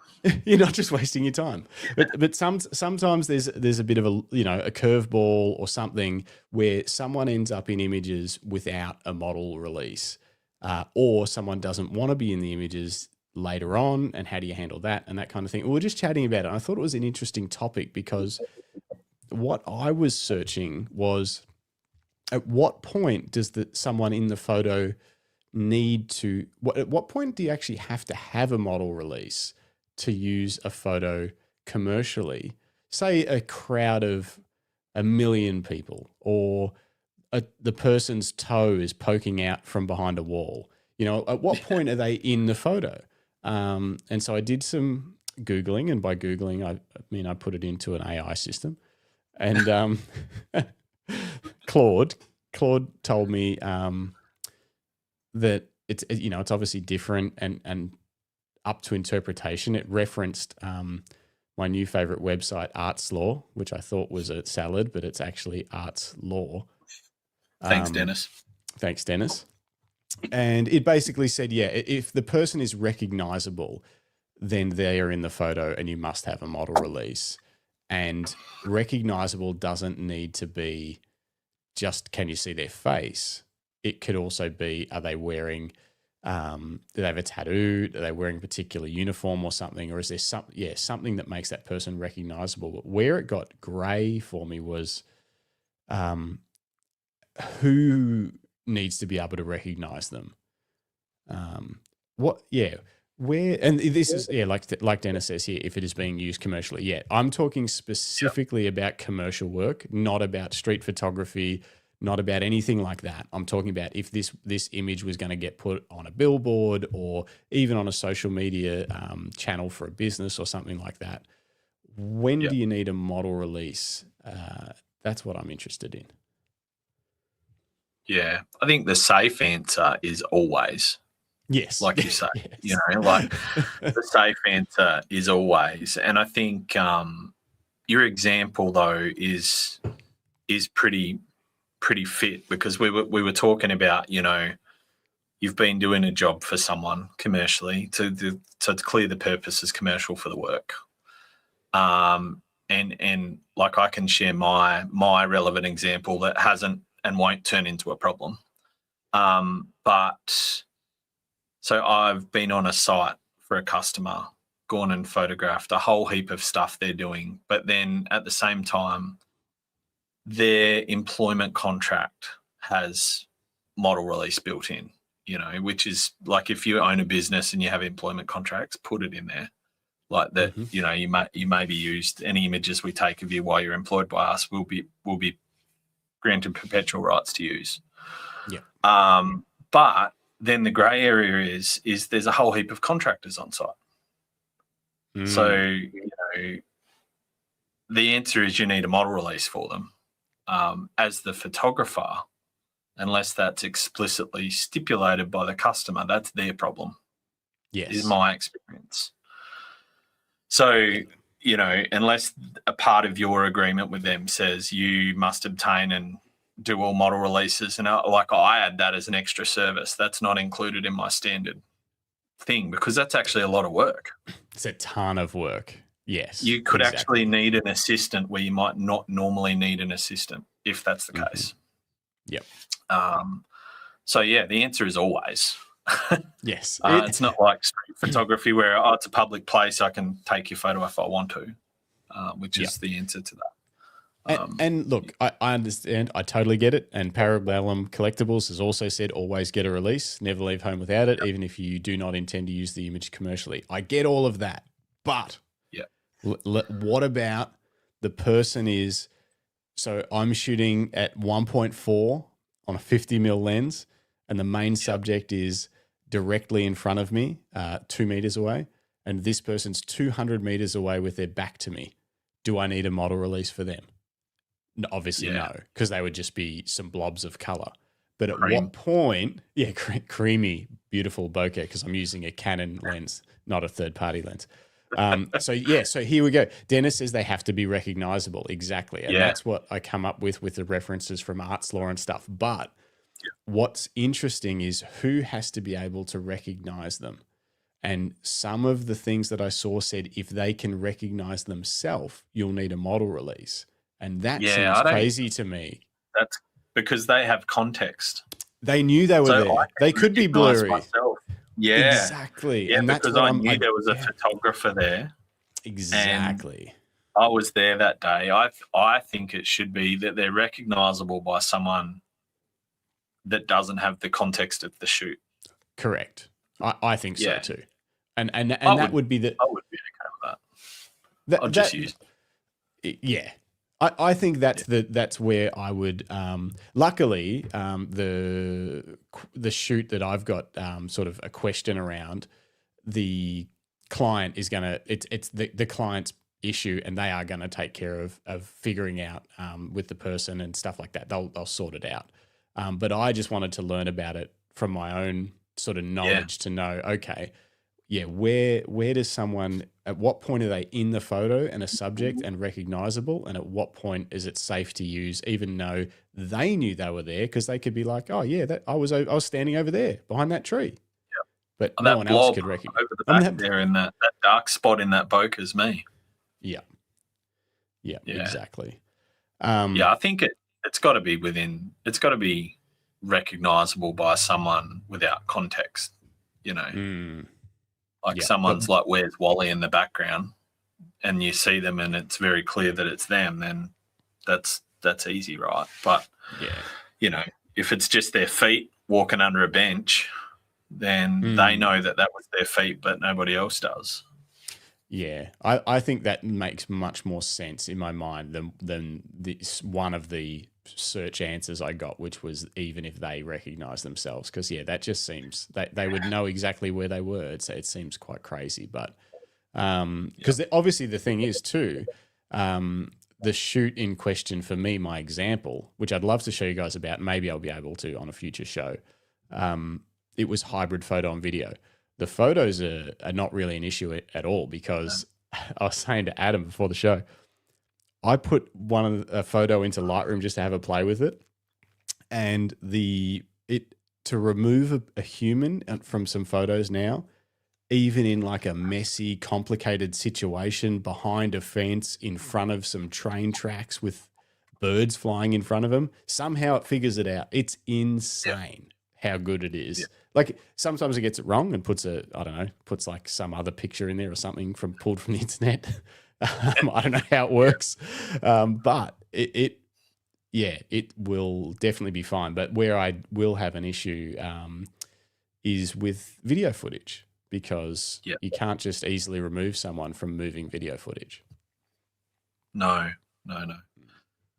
So, and like you say, you do a full shoot, you're likely to be able to just cut the bits out, where they're in it. Yeah. But if they're just in the background, it's a pretty deep, complex topic. But I guess the takeaway is always yes. If you're in doubt, just sort it. Yep. And if you're in a group situation, and even if people, you want it to have the release, but you also want it to be kind of clear too. Because the other thing is as well, like you say, people can have it in their employment contracts, but if you're going to make them a feature of a shot, like a proper, you're like, oh, this will actually work really well for the front cover of our new brochure or something, like have a chat to them and let them know, like, hey, I reckon you'd be great for this shot. Because what if, even though they've signed an employment release, what if they've got a reason that they don't want to be kind of really publicized or whatever? So it's good for, just for the person and the photographer to at least have a bit of awareness, I guess, about what the purpose of the photo they're taking, if you're going to have someone as like a hero subject in a key photo. Because otherwise you could easily switch them out for someone else and have no problems, but you can't do that later. Yeah, I had a guy on a site one time where it was me and the HR person walking around doing some photography for them, and he said, "Oh no, I don't want to be in the photo." And the HR lady said, "Why?" He goes, "Oh, I'm on witness protection." Yeah, amazing reason. It was a joke, but it could be real, right? Yeah, it could be real. Yeah, wonderful reason to not be in any photos. It was so quick. I thought, oh, that's a perfect reason not to be in the photo. Yep. Cool. Anything else on that? I mean, it would be better if I could show some examples, but yeah. I think we covered it. Yeah, for sure. Yeah, it was interesting because I kind of had a rough idea, but yeah, I'd always just worked under the assumption like, oh, you got to get a model release. But then today I was like, no, I want to know exactly when do you need one? At what point is it legally required? Yeah. And I think I kind of know, but it's still a little bit grey. And I think that's it because this stuff. The law's always grey, right? Yeah, that's I had. Yeah, because it ends up going to a court, and a judge is gonna figure out how to determine it, and it might be the judge literally might just look at the photo, look at the person, and be like, "Yep, I can see it's them," blah blah, blah. Or like, nah. They might just decide, and they're not even a photographer or whatever. They just make a call. If the law was black and white, it wouldn't matter how expensive your lawyer was. Oh, I like that quote. Yeah. That's yeah. It's true, man. Like, because that's why people that are doing nefarious things have really expensive lawyers, because they get away with stuff that they wouldn't if the law was black and white. Yeah, that's exactly it. That hits pretty hard. It's like, yep, there's no way around it. Yep. You got to argue your case. Yeah. All right, hang on. It's photo time. I've got some late comers. I've got some late comers in. Oh. I've got it. All right, I'll do a quick. All right, we're getting to the section of the show called Your Images. I'm going to press this button and do the thing. This is a fun part of the show where we bring up your photos and we talk about them. Adam will rip them to shreds and say you should have cropped here and done this and your settings are all terrible. Hamburger feedback. If you're listening back later or you're a long-time listener and you just never sent a photo in, get amongst it. Email a photo, just one ideally, or if there's two that you want us to kind of pick through. I do have a couple of people tonight that have sent in a series, and a series is okay if it's a series, but don't send in 10 random shots. Send in a photo and give us, your settings and a sentence or two about why you shot it or anything that you want us to know. And we'll bring it up on next week's episode. So just email it to me, justin@luckystraps.com.au, and make the file name your name and whatever you want. And ideally, this would be amazing. Yelena come up with this today. If you could make the email subject line your images, that would be a game changer, but one step at a time. Okay. So I'm just bringing, Dennis was a late entrance. Got these two. First in chat, last in photos. That's right. And then this one, I've got to make sure I rename these as Nick. Yes. And then you guys just have to bear with me while I do some file renaming. Entertain the crowd, Adam. You got any jokes or anything? Or, none that are appropriate for YouTube. Oh, damn. It's okay. Yeah. I'm almost done. You're almost done. I'm almost done. I'm getting there. That's all right. That's the nature of a live event. That's right. That's why we do the show live, so it can be funny. Where are we? Get into there. As always, Dennis, what's the leading cause of dry skin? I don't know. Oh, Bruce with the assist towels. I didn't even see that coming. Yep. No, me neither. Nicely done. Yeah, nicely well done. Tag team the joke. Okay, I got to get to our start of who's our first person off the. Oh, Greg Carrick was first. Kaboom. Greg Stubbings, future show subject, interview a copyright lawyer. Now that could be fun, be cool. Or it could be dry if they're boring. But if they're a fun copyright lawyer, it'd be like talking to an engineer about designing something. Yeah, it depends. We'll see if we can find a good one. All right, Greg Carrick. He sent in. Oh yeah, this thing. Try this. Get out of that. It's a lot of work to run the back end of this show. Greg always makes fun of me, but he doesn't. I work hard. Yeah, I don't know how you do it. Oh, you're just lots of clicking. All right.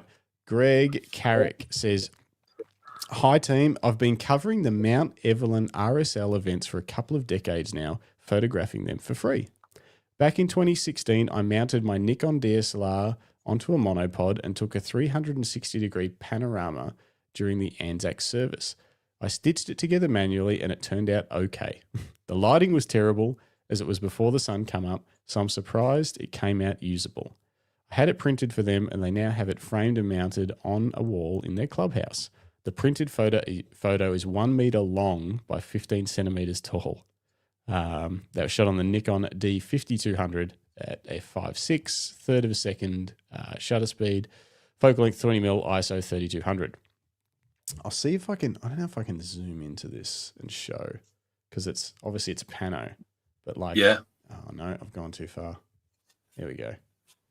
And you can see like just how much. It's super cool. Yeah, context there is to see the entire crowd. It is very cool.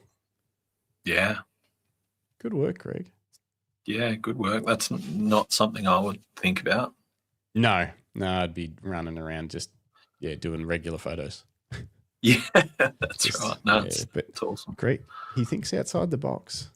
Yeah. And he actually did say, then I got a follow-up email the next day. Hi, Justin. If I can be allowed a second photo, here's a meteor photo I got on Thursday morning from the Lyrid meteor shower.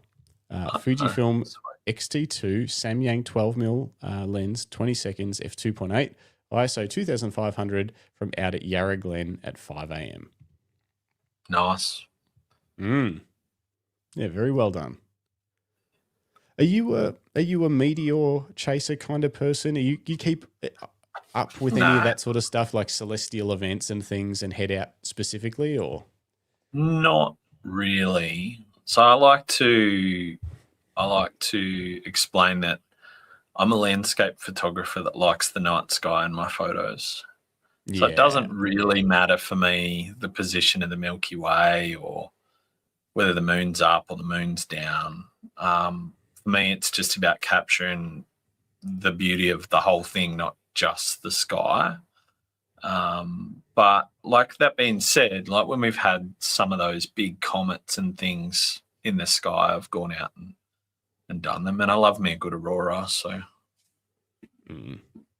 yeah. Agree. I like it. I'm still chasing the aurora. Yeah, I like moon, like the moon at sunrise and sunset.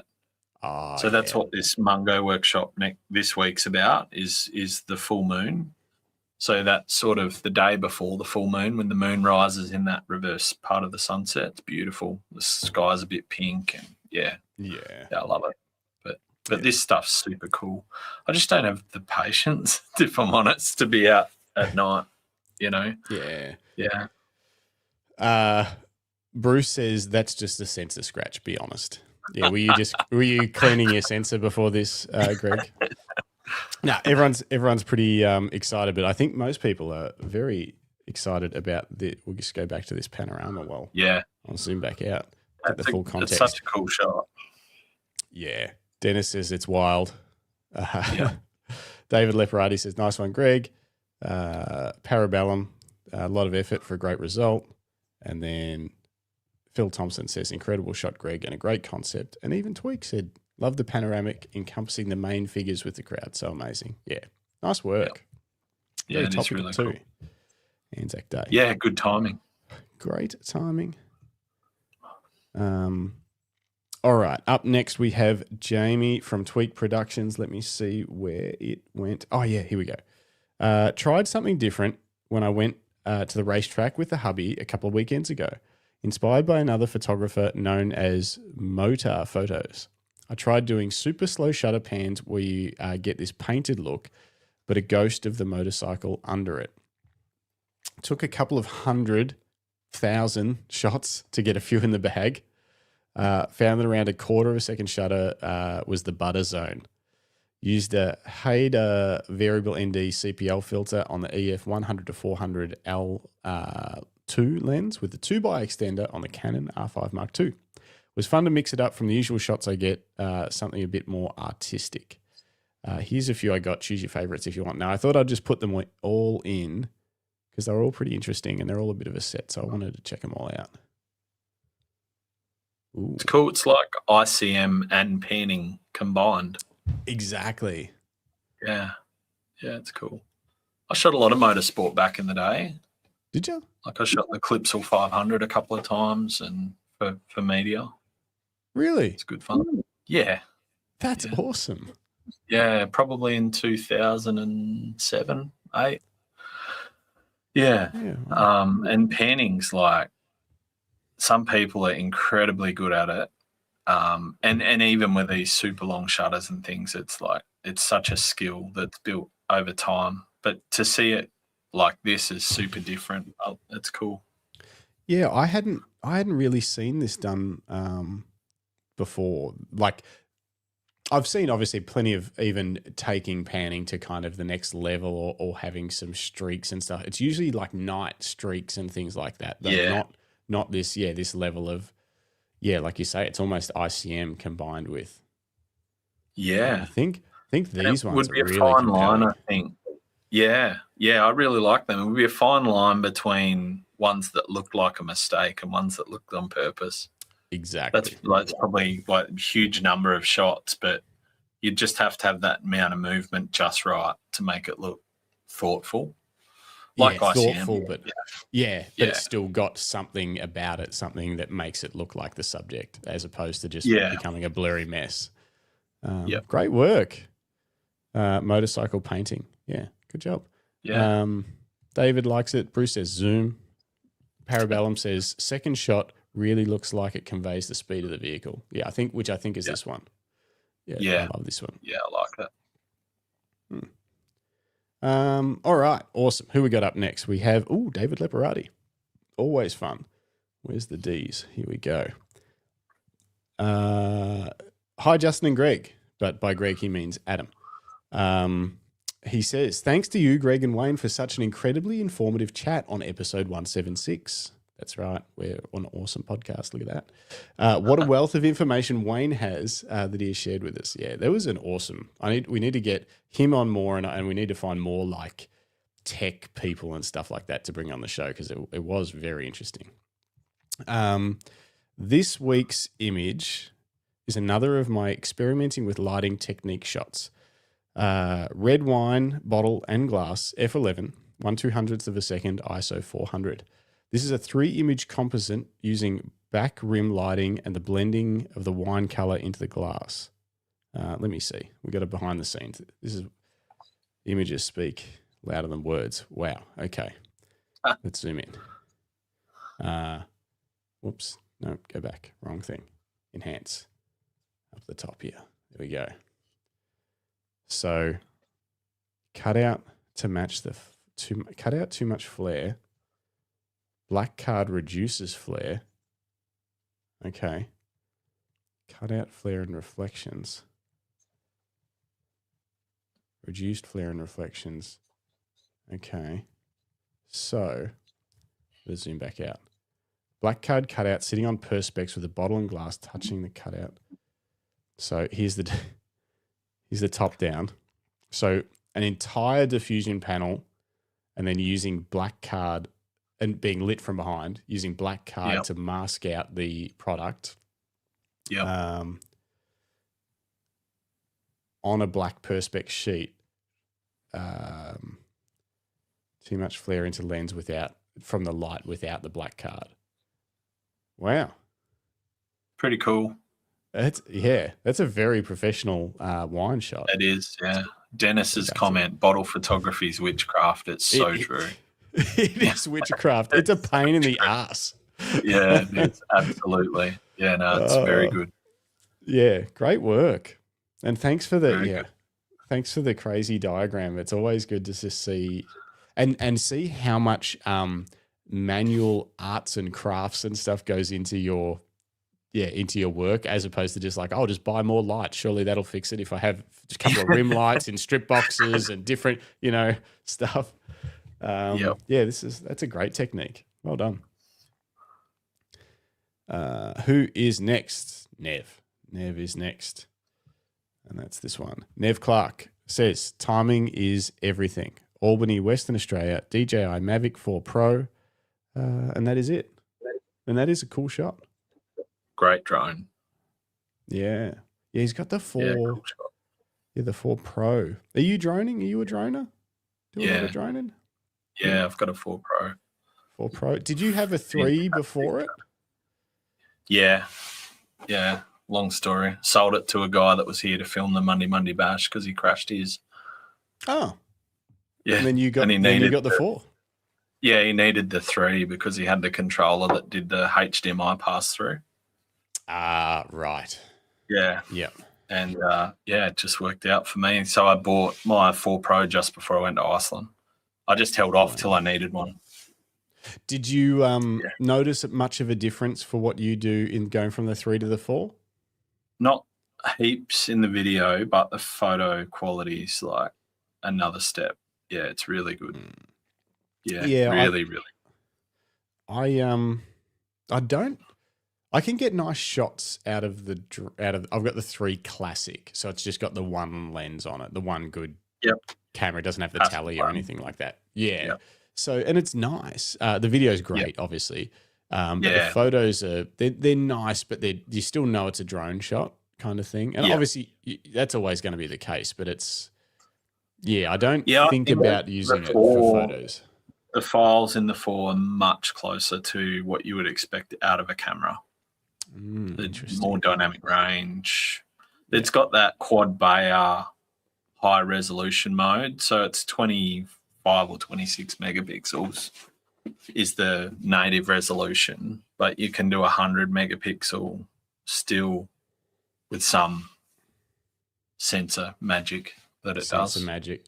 You couldn't do it. Could you do it on a photo like this with movement, or would it? Yeah, no, it takes one photo. It doesn't do sensor shift or anything. Interesting. Yeah. It's like I had it in that mode when I was in Iceland. I did this like 7-shot pano, and the pano turned out to be like 270 megapixels or something. Whoa. My MacBook was just like not happy with me at all. But it is actually really, really, really good quality. So yeah, I think if for photography, plus the 2 tele lenses get the biggest sensor as well. I think that was another big upgrade, wasn't it? Was the tele lenses were more usable. Level. They shoot a better version of video, so they match the log of the other. Yeah, lots of techie things, and it does vertical video as well. Like the gimbal goes vertical. Yeah, but yuck. No. Yeah, and 54-minute flight time. That's nuts, isn't it? That's crazy. So crazy. Yeah. I think I've sort of gone so long now, and I'm not using it a ton. That I think I'll just hold out and see what happens when a 5 comes out or something or whatever. Because that's where I was. Yeah. I wouldn't have, if I didn't have the opportunity to flip the 3 for a good price, I would have just kept it. Yeah, because I mainly use it for video anyway.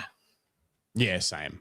Mine's like video, and then like this week we're doing some shots over some grain silos and stuff like that. I'll take some photos while I'm up there too. It's all good, but I'll still mainly work the regular cameras for photography as much as possible before I bust the drone out. Like we were shooting over like a mini gorge quarry type thing, and there was a couple of shots that I couldn't get the angle I wanted unless I was going to get out on a rope or something and go across this thing. So I just flew the drone out there and got the shots. For a drone. Yeah, exactly. So, cool shot. Yeah, great shot, Nev. Great to see the drone. I always love seeing your drone stuff pop up I see it on Facebook because I think that means I'm old or something. I don't know. I go on there to check Marketplace and I see Nev's photography. It's basically it. Felicity says, that's fantastic. Love the patterns in the water. Nev says his Mavic 4 was a huge upgrade from the Air 3S. Bruce says he's a pleb and is still using his Air 2S. Crazy. That was a great drone. I had that too. Yeah, fabulous drone. It had the high resolution mode too. It would do 48 megapixel. Yeah, that's what was weird. With that same technology. Yep. Yeah. Yeah, it was not a backward step, but yeah, it was different. Yeah, it's sort of going to the Mavic 3 Pro for me from the Air 2S. It was a massive upgrade for sure. But yeah, it was lower resolution files, even though they had more sort of depth to them and stuff. Better dynamic range. Yeah, exactly. Yep. Cool. All right, who we got next? John Latimer. Where's your photo, John? Where is it? Jay. There it is. Oh, okay. Hey guys, for my photo this week is a pair of young galahs poking their heads out to see the outside world for the first times. I sat and watched them for quite some time, curious about everything new they saw. Photo taken from Lake Waroona, Justin's neck of the woods. It's like the Lake Waroona's the lake in Bendigo that people get up and walk around in the morning. It's just like this little lake or whatever. And this is crazy that it was there. I was running around there the other day. Shot with the A7R3, the 200 to 600 aperture priority, and played with different settings in the early morning light. Thanks for your great work on the pod and everything. Thank you. That's an awesome shot. Awesome. I'm going to zoom in. Yeah. Enhance. I can hear them. They've got such a funny sound when they're little. Galahs are a super underrated bird to photograph because they're pretty common, but they're just they should be photographed more. Yeah, it's like people, because they're common, it doesn't have that elusive sort of, we've got to get up early and maybe try and find them and blah blah blah. It's like but that doesn't mean they're not a fun subject. And we get so spoiled in Australia by bird life, and it never really dawned on me until I was showing a mate from the US around, and we went past a flock of galahs, and he's like flipped around so fast. He's like, "What the F was that, man? Like, those birds are huge and pink," and like, and I'm like, fair, like. We've just seen them forever, so we take them for granted. But yeah, they're incredible. Like, super cool birds. Yeah, that's the same. Like, we're up at the Murray River, and these like the cockies will come in the evening, just in like hundreds and just take over trees, and then something will happen. They'll all get up, cut a couple of laps, and just make all this noise, and then land in a different tree and stuff. And it's just, it's crazy. If you were in Africa, you'd be like, oh wow, this is nuts! Look at all those birds. But you sort of get used to it up on the river, and you're like, shut up, bloody cockies. Yeah, exactly. Stop making a mess of the trees. Yeah, exactly. Dropping all the stuff down everywhere. It's funny. No, it's so true. It's a cool shot. It's cool to see because they grow so fast to mature looking birds. So it's a small window to get them head out of the nest, but before they look like full birds. Yeah. Yeah, awesome work. Who do we have next? David Skinner.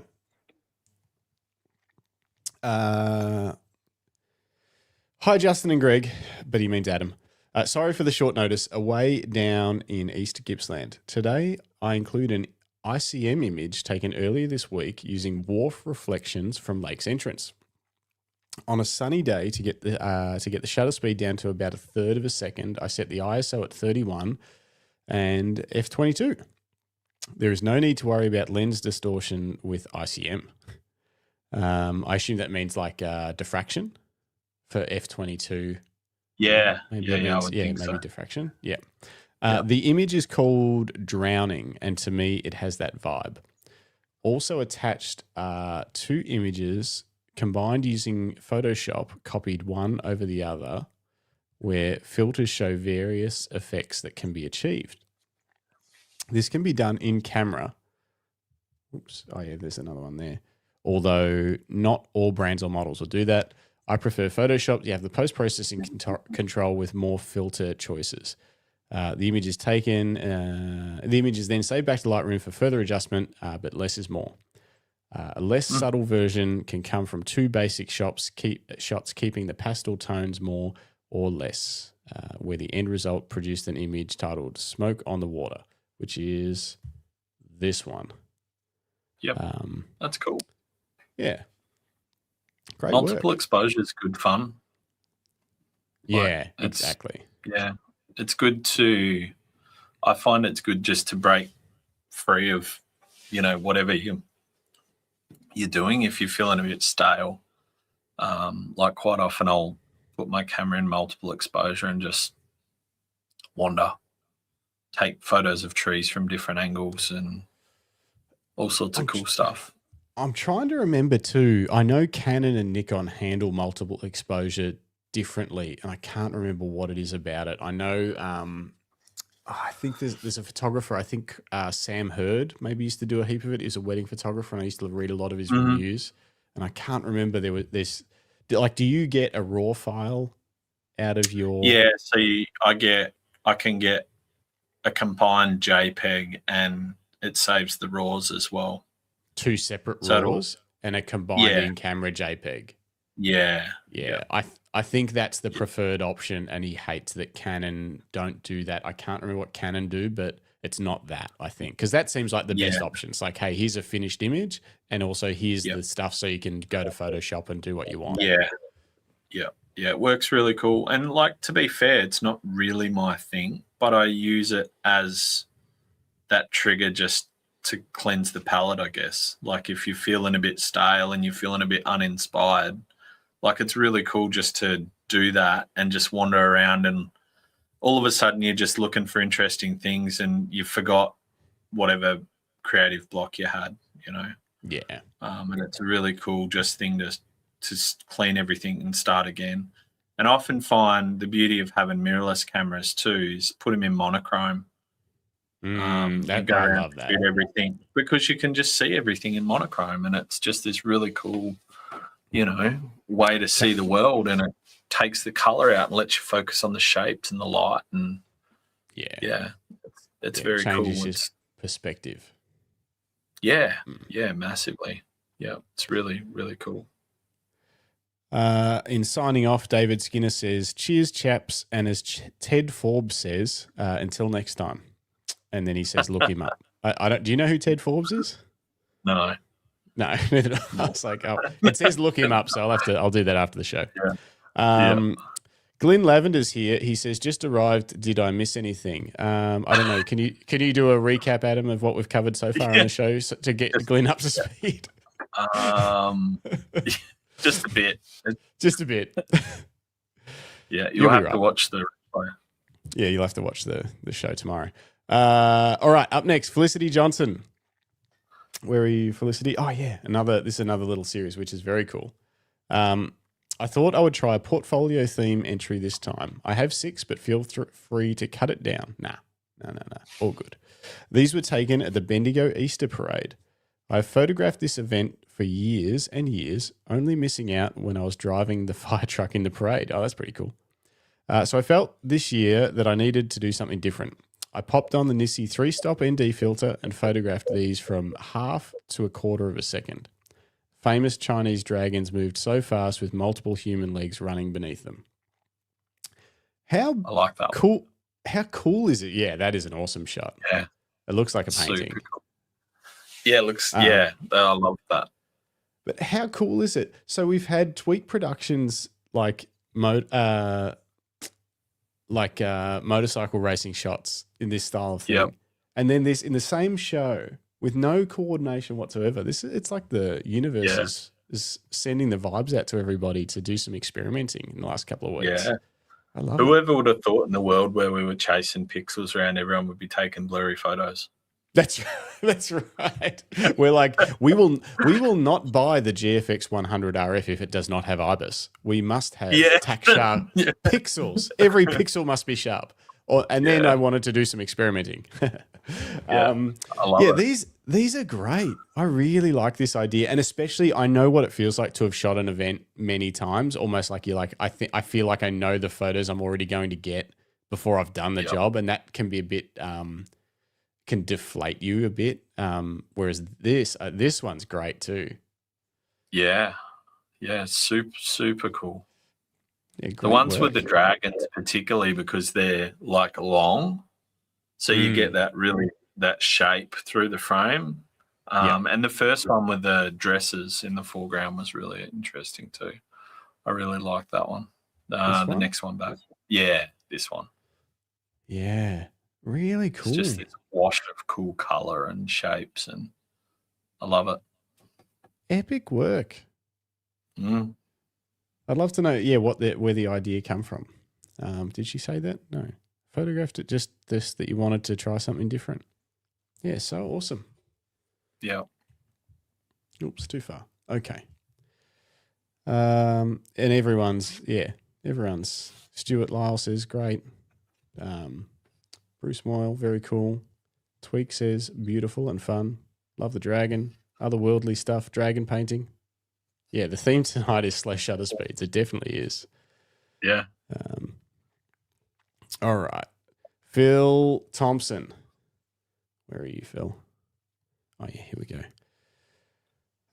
Taken this morning on Torquay's surf beach at sunrise. I went out hoping for the forecast foggy conditions, but was greeted only by overcast skies. So continued on to Torquay and tried longer exposure time. Surprise, surprise. And a sense of minimalism. Shot on my Pentax K1 Mark II, Pentax 15 to 30 wide angle lens, shutter speed 4 seconds, but no movement. So it's, but still, I think we're still on theme. Aperture f22, both with a 0.9 photodiox gradual ND and also an ND32 filter. Yeah, a lot of filters tonight too. A lot of filters. A lot of filters at ISO 100. If you have time to show it, we do. I have also included a shot of a guy I met on the beach while photographing this morning, Paul and his dog. I just like the rapport between them and the dog's concentration on the ball. Again, Pentax K1 Mark II with the same lens and filters, shutter speed of a 30th of a second, f7.1 and ISO 1600. Yeah, it can be tricky if you're set up for a particular condition and then you're like, I want to quickly grab this shot, and you're like, oh God, I've got NDs on and stuff, and you got to quickly change everything. But you did well to pull together a great shot with all of that set up for a completely different shot. Yep, super cool. It's hard with those conditions, right? So it's good that you just pushed on and persevered. Like, I think that's where filters and creative exposures come into play, is you can make a pretty mundane scene look pretty amazing with the right combination of time, being exposure, and, some creative processing and stuff. Well, when I teach my online filters workshop, I've got this image that I built of a jetty in Kangaroo Island. And it's like, when I walked up and put the camera down, it's the crappest looking scene. Like, you can tell it's a great subject, it's just the old jetty sticks. And by the time you polarize the water so you can see the rocks and then build the exposure with NDs up to I think the result was 4 or 5 minutes. It completely changes the image from this daytime happy snap to this really cool arty sort of image where the only things that's really sharp is the posts and the rocks in the foreground. And it's just like this shot here where it's like, it's a bit underwhelming. Chucking a filter on and being a bit creative with your exposure is a really cool way to break it up. Yeah, exactly. Instead of just packing up and heading home, or not taking any shots because you're like, the conditions aren't doing it today. Try and make something of it, and you've done a great job. Yeah, epic work. Cool. I forgot Glenn's a Tamron man. It's probably best you don't listen to the earlier segment there, Glenn. I did think that when you asked on the short summary. What's happened? Okay, up next, Bruce Moyle. Hi, guys. Quick image from a trip to northwest Tasmania the other week. This is a magnetite mining facility with an attached port, visible only from certain angles as you drive by. This time, it looked so apocalyptic that I quickly turned around and jumped out and get a few shots. This processing of the image is rough. I might go back and have another crack at the black and white conversion at some point. Shot with the Sony A7R5 and 7200 2.8 G Master Mark II. Yeah, I love it. that is apocalyptic. I freaking love it. Yeah, I love it. I love that dark, moody tone, and I reckon that must be Savage River, mine. Yeah, right. Back in my mining days, I dealt with them a bit. Sold them. Oh, did you really? Yeah. Oh, wow. That's crazy. But that's really, I love dark, moody, black and white stuff though. Yeah. So good. And it just looks like obviously I say it all the time, but it looks like a scene out of a movie, of some sort of zombie movie. Yeah, exactly. Something like that. Crazy. Bruce says it's not Savage. Not Savage. Interesting. But it is bloody brilliant, Felicity Johnson says. Yeah, and, it's fantastic. First thing Dennis thought was apocalyptic. Wild. Near Smithton. Oh, yeah. Oh, Jim's in the chat. Good to see you, Jim. What's up? Definitely a zombie movie. Tweak likes it. Everyone likes it. It's great. Yeah, it's beautiful. I wish I found more scenes like this. I don't know how I go looking for them in Australia. Just drive everywhere. Just drive. Yeah. Yeah. Yep. If you're a condition snob, you wouldn't have got this because you would have been at the cafe complained about being overcast. Yeah. Yeah. Like, you got to be there. You got to be out in it to win it. Exactly. And try everything. Jim says, sorry, been busy, but hi. Well, hi. Everyone wants to get you back on the podcast, Jim, to find out how your boudoir stuff's going. And yes, of course it's a cool shot. It's Bruce's shot. All right, let's keep this thing rolling. We're almost done. I've kept Adam here way too long. John Hall, up next. We got one or two from John. I think there's just one. Hi, Justin. Since Adam is on tonight, I thought an Outback image would be appropriate. I was going to send one taken near Broken Hill, but decided to head a little further west. This one was taken in 2017 on the Cordillo Downs Road between Inaminka and Birdsville. I love the country out there. The vast emptiness and feeling of isolation. The flat horizon extending in every direction and the roads that seemingly go on forever. Then there's the colours. Depending on the time of day, brilliant oranges and reds against deep blue skies or totally washed out in the heat of the day. The wreck is a Hilux, which just goes to show they are not indestructible. Taken on a Nikon D70 with the 18-55 f3.5 to 5.6 at 18mm, f13, 1/500th of a second, ISO 400. The D70 was a great camera in its day, but 6 megapixel doesn't give you a lot to work with. Well, I don't know. I think it looks pretty good. I reckon it looks great. Yeah. Yeah, I've been out there. It's like crazy. Gosh, just nothing. past dirt, stony desert. Yeah, it's like Gibber plains. Like a lot of those plains are just rocks, like golf ball size rocks. Yeah, and that's how cars end up like that. Yeah, it's amazing. Yeah, makes me feel at home. You're just like, yeah, this is Although at the moment it's crazy green out here.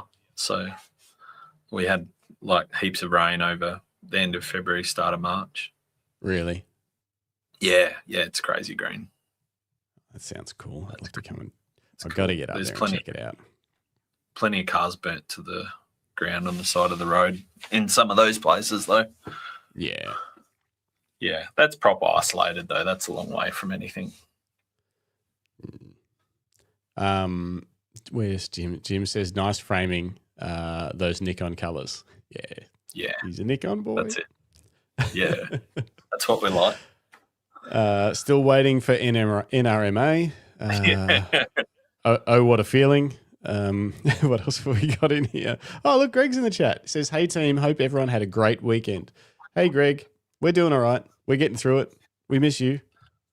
People made fun of my ad reads. What else? Roland K2Z says CCDs were interesting sensors. They sure were. Port. Okay. Yep. Love the Variety Bash sticker slapped on it. I didn't notice that. Okay, we must be almost done. Who have we got left? Maya Hall. M Q. Oh, there it is. Hi, Justin. In honor of Adam's co-hosting tonight's episode, here is an image I captured on the road trip home from BFOP last year. I attempted some street photography in Broken Hill after visiting Adam's fabulous gallery and watching his magic editing and printing images. I want to do Adam's printing course. I just need to get up to speed with my editing skills. There is so much to love about Broken Hill. Shot on so true. Oh, well, I don't know. I haven't been there. I really want to get there. Shot on the Nikon D7500 155mm on an 18 to 300mm lens. 1/320th of a second, f9 ISO 200. Do you know this particular place? Yeah. It's pretty hard. Like it's not as small a place as many people think. There's 17,000 people here, so it's a reasonable sized town. But I grew up here, so you get down all the back streets and the lanes, and there's a whole section of town where there's really cool old industrial sort of looking buildings, and yeah, it's a really, really cool. But I like it. I love symmetry, so I like the use of the chimneys in the foreground, and the way that it's lined up with the text at the top works really well. Yeah, I agree. I like the particular crop, the choice of essentially, cropping with your lens to frame it in tight like that. Only include what you wanted to include. Yeah, super cool. And thank you for the kind words about my gallery. I like that. I love when people come in and enjoy the gallery. Oh, I bet. Must be so Dennis fun when people come in. Yeah.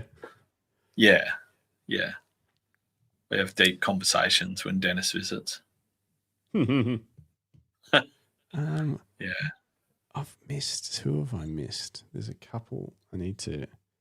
Nix isn't in here yet. All right, we'll keep on trucking. I'll get to Nix. Dennis says the coffee's great. Tweak Production says, love Broken Hill too. Just interesting stuff everywhere. My mother is from there. Grandfather was a zinc miner. Would love to go back. There you go. So much to see. It's funny how Broken Hill's such a small place, but so many people have connections to the place. It's wild.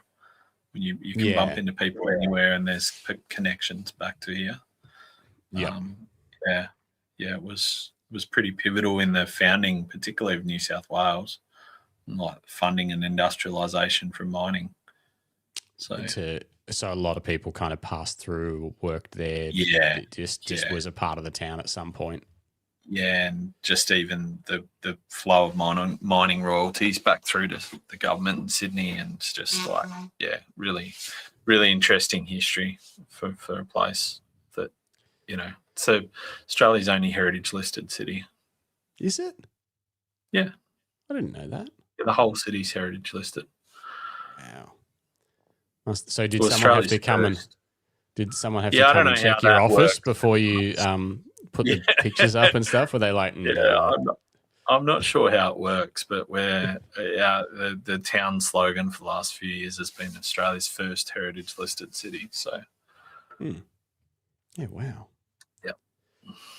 All right, Dennis Smith, where is he? D. Here we go.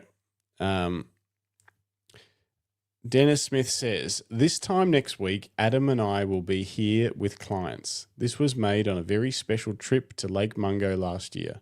It's hard to describe how surreal this place is.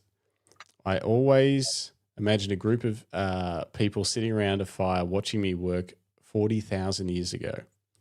I was once told by a local Aboriginal guide here that they would have just thought, oh yeah, the lights, stunning. This was shot on the Q3 f4, 120 seconds, ISO 100. Super bright moon. Yep. That is a lovely shot. Similar conditions to what we'll have next week. Oh, Yeah. you guys are going to have the best time. Yeah, it's magic. Dennis, should I zoom in on this and look for the hot pixel or not worry? Oops, oopsie. Yeah, I love that image. It's like a monster. It reminds me of, there's a movie called Starship Troopers. It reminds me of the aliens. Oh, I remember that. Yeah. Reminds me of the aliens. Good. I'm doing my part. Yes, I'm going to rewatch that. That is a great movie. Yeah, it is a great movie. Yeah, beautiful shot. Oh, I'm jealous of you guys next week. You're going to have the best time. Yeah. Final. Oh, where are we? Final images from. Oh, yeah. Parabellum knows. Click to know more. I think it was, would you like to know more? But, you would have had to watch the movie a few times. Would you like to know more? And then they click on the thing. Yeah. Phil Thompson says, incredible shot and superb composition. It is a superb composition. It's so, that dark element though, it's so big. Almost, like it overpowers the image and then the ball's just creeping out from behind because it's such an interesting composition. And the sand weaves its way up. Yeah. Yeah. Very cool. Very cool. Okay. Nick Smith, where are we? Here we are. Hi, Justin. Here are a couple of photos from tonight's show. The details for the one with the road in it, which is the Barrier Highway heading towards Cobor. DJI Mini 4 Pro, ISO 150, 24mm standard lens, 1.7 at 3,000ths of a second. And then the creek photo is Umberumba. That's it. Creek. In Silverton. Yep. Same drone, DJI Mini 4 Pro, ISO 130. Yeah, very almost the same sort of settings, but a very different image. Mm-hmm. Very different lighting conditions. It's my backyard. I love those creeks with the big gum trees in them. Yeah, like massive big river red gums. But just a dry creek for most of the year. I don't understand how except for when it rains. Yeah. So like if we have big rain, they'll run a meter deep, and that creek runs out to a big reservoir in the hills. But the trees are just massive and old, and it's super cool. Because those creek beds are very deep and full of sand, but it's in like rock. Lots of water sits under the sand. So like if you dig in a low spot in the creek, you can find water, but that's why the gum trees are there, because they grow in the sand and get the water from right down low in the creek bed. Yeah, it's so amazing. Crazy place. It just looks bizarre, these huge trees just growing out of sand essentially. But there's obviously a whole root system under there. Oh, yeah. Mm. And the Cobar Road one is cool. I remember when they built that tank. It's the strangest thing. But they were doing road works. I used to spend a lot of time on that road when I was in mining. I used to do a lot of travel between Cobar and Broken Hill. Yeah, okay. Driven it many times, many hours. Yeah, it's so boring. Phil Thompson says, love the leading lines and the color contrast, the green and brown sand. Yeah. It's just, both of them, they're so Australian. Like they're just, that's our country. Yeah, exactly. They're good too. I'll tell you one thing I notice, and good feedback for anyone who shoots this stuff is your camera by nature with the color of our red dirt in Australia will often make the white balance a bit green. So like both of Nick's shots, the sand's about the right color, and it's your camera's fluked it on auto white balance, or you've added a bit of magenta tint in, because the sand is never quite the right color when it comes out the camera out here. It's because it's so red and unnatural. Yeah. I know when I shot not exactly your area, but the Fink Desert Race, I would spend quite a bit of time second guessing my white balance choices while I was editing, just thinking, what did it like? That's not what I think it looked like when I was there. And, you're sort of trying to just get that, that exact tone right. But then if you look at it for too long, you second guess it and you're like, hang on, was that right? Or is that too red or whatever? And and different parts of the track are different, slightly different like tonalities and stuff. And I distinctly remember sitting there for way too long on some images. It's a whole nother conversation, but the tint is all in the color of the blue when you edit. Interesting. Yeah. So my favorite way to find that tint is the blue green or is it purple? Right. As opposed to I was sitting there just playing with white balance with cool, warm magenta, green tints, but I should have been playing with color sliders. No. So like if you look at that image, right, if I was doing the color balance on any of these kinds of images, the first thing I do, this is a secret that you normally have to do a workshop with me to learn, but the first thing I do is turn the saturation to 100%. Yep. Because that gives you turns the volume up on all the colors.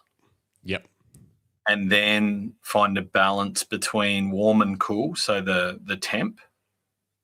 Yes. And make sure blue's still blue and you've still got warmth in your warm colors. But then when you're trying to get the tint in both of these images that have plenty of blue sky, you'll notice really quickly that the blue will either look aqua or green if the tint is too far to the green end, or it'll look purple if it's too far to the magenta end. And because you've got your saturation up really high, it's got the volume of the colors up really high, so you can see that really easy. And all you have to do is rock that slider back and forth till blue looks like blue. Done. I see what you're saying. Yeah. So just crank it and then just get the sky to be the blue that it's supposed to be, and that should, because we all know what sky blue looks like, within a reason. And if you can learn that process, man, it's like it'll change the way your landscape photos look, because often you see a lot of people warm up their landscape photos looking for the warm colors, but the warmth doesn't really, the saturation in those warm colors comes from saturation, not from temperature. So what you'll find is a lot of blue skies will start to go muddy when you push the warmth too much, where you're better off to get the balance right, then use saturation to add color or vibrance or, one of the other billion, contrast. However else you want to add color. But it's really cool. It's nice that. Good tip. Very good tip. And I think it's probably because I did so many reps to cut my teeth. White balance when you're shooting people and weddings, it's about the clothes and the skin colors. They care less about the accuracy of, say, the surrounds than they do about whether their face looks the way that the makeup was supposed to be, and the dress is white if it's white or whatever.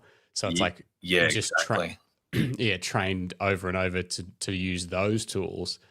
And then when those things aren't in the photo anymore, you've got to, and if that's not the subject, and now the subject is red dirt or blue sky, it changes your thought process, I guess. 100%. Tweak's going to go back through and give it a go. It's a good idea. Great idea. Yeah. Don't forget to turn your saturation back down, though. No, just post it. 100 temporarily. Just post it as is and see what happens on Instagram. All right. I need to go to bed. Thank you very, very much for an epic show and for joining me and keeping the thing rolling while Greg's away. I really appreciate it. Yep. There's only one Lucky Straps ad for this whole podcast. That would not slide if Greg was here. We're really bad at it. Well, I'm really bad at it. Greg would have put one in the middle there somewhere. luckystraps.com if you want to check out our awesome camera shot. They're so good, they don't need ads. People just like them. Yeah, true. True. They're very, very comfortable and they're great.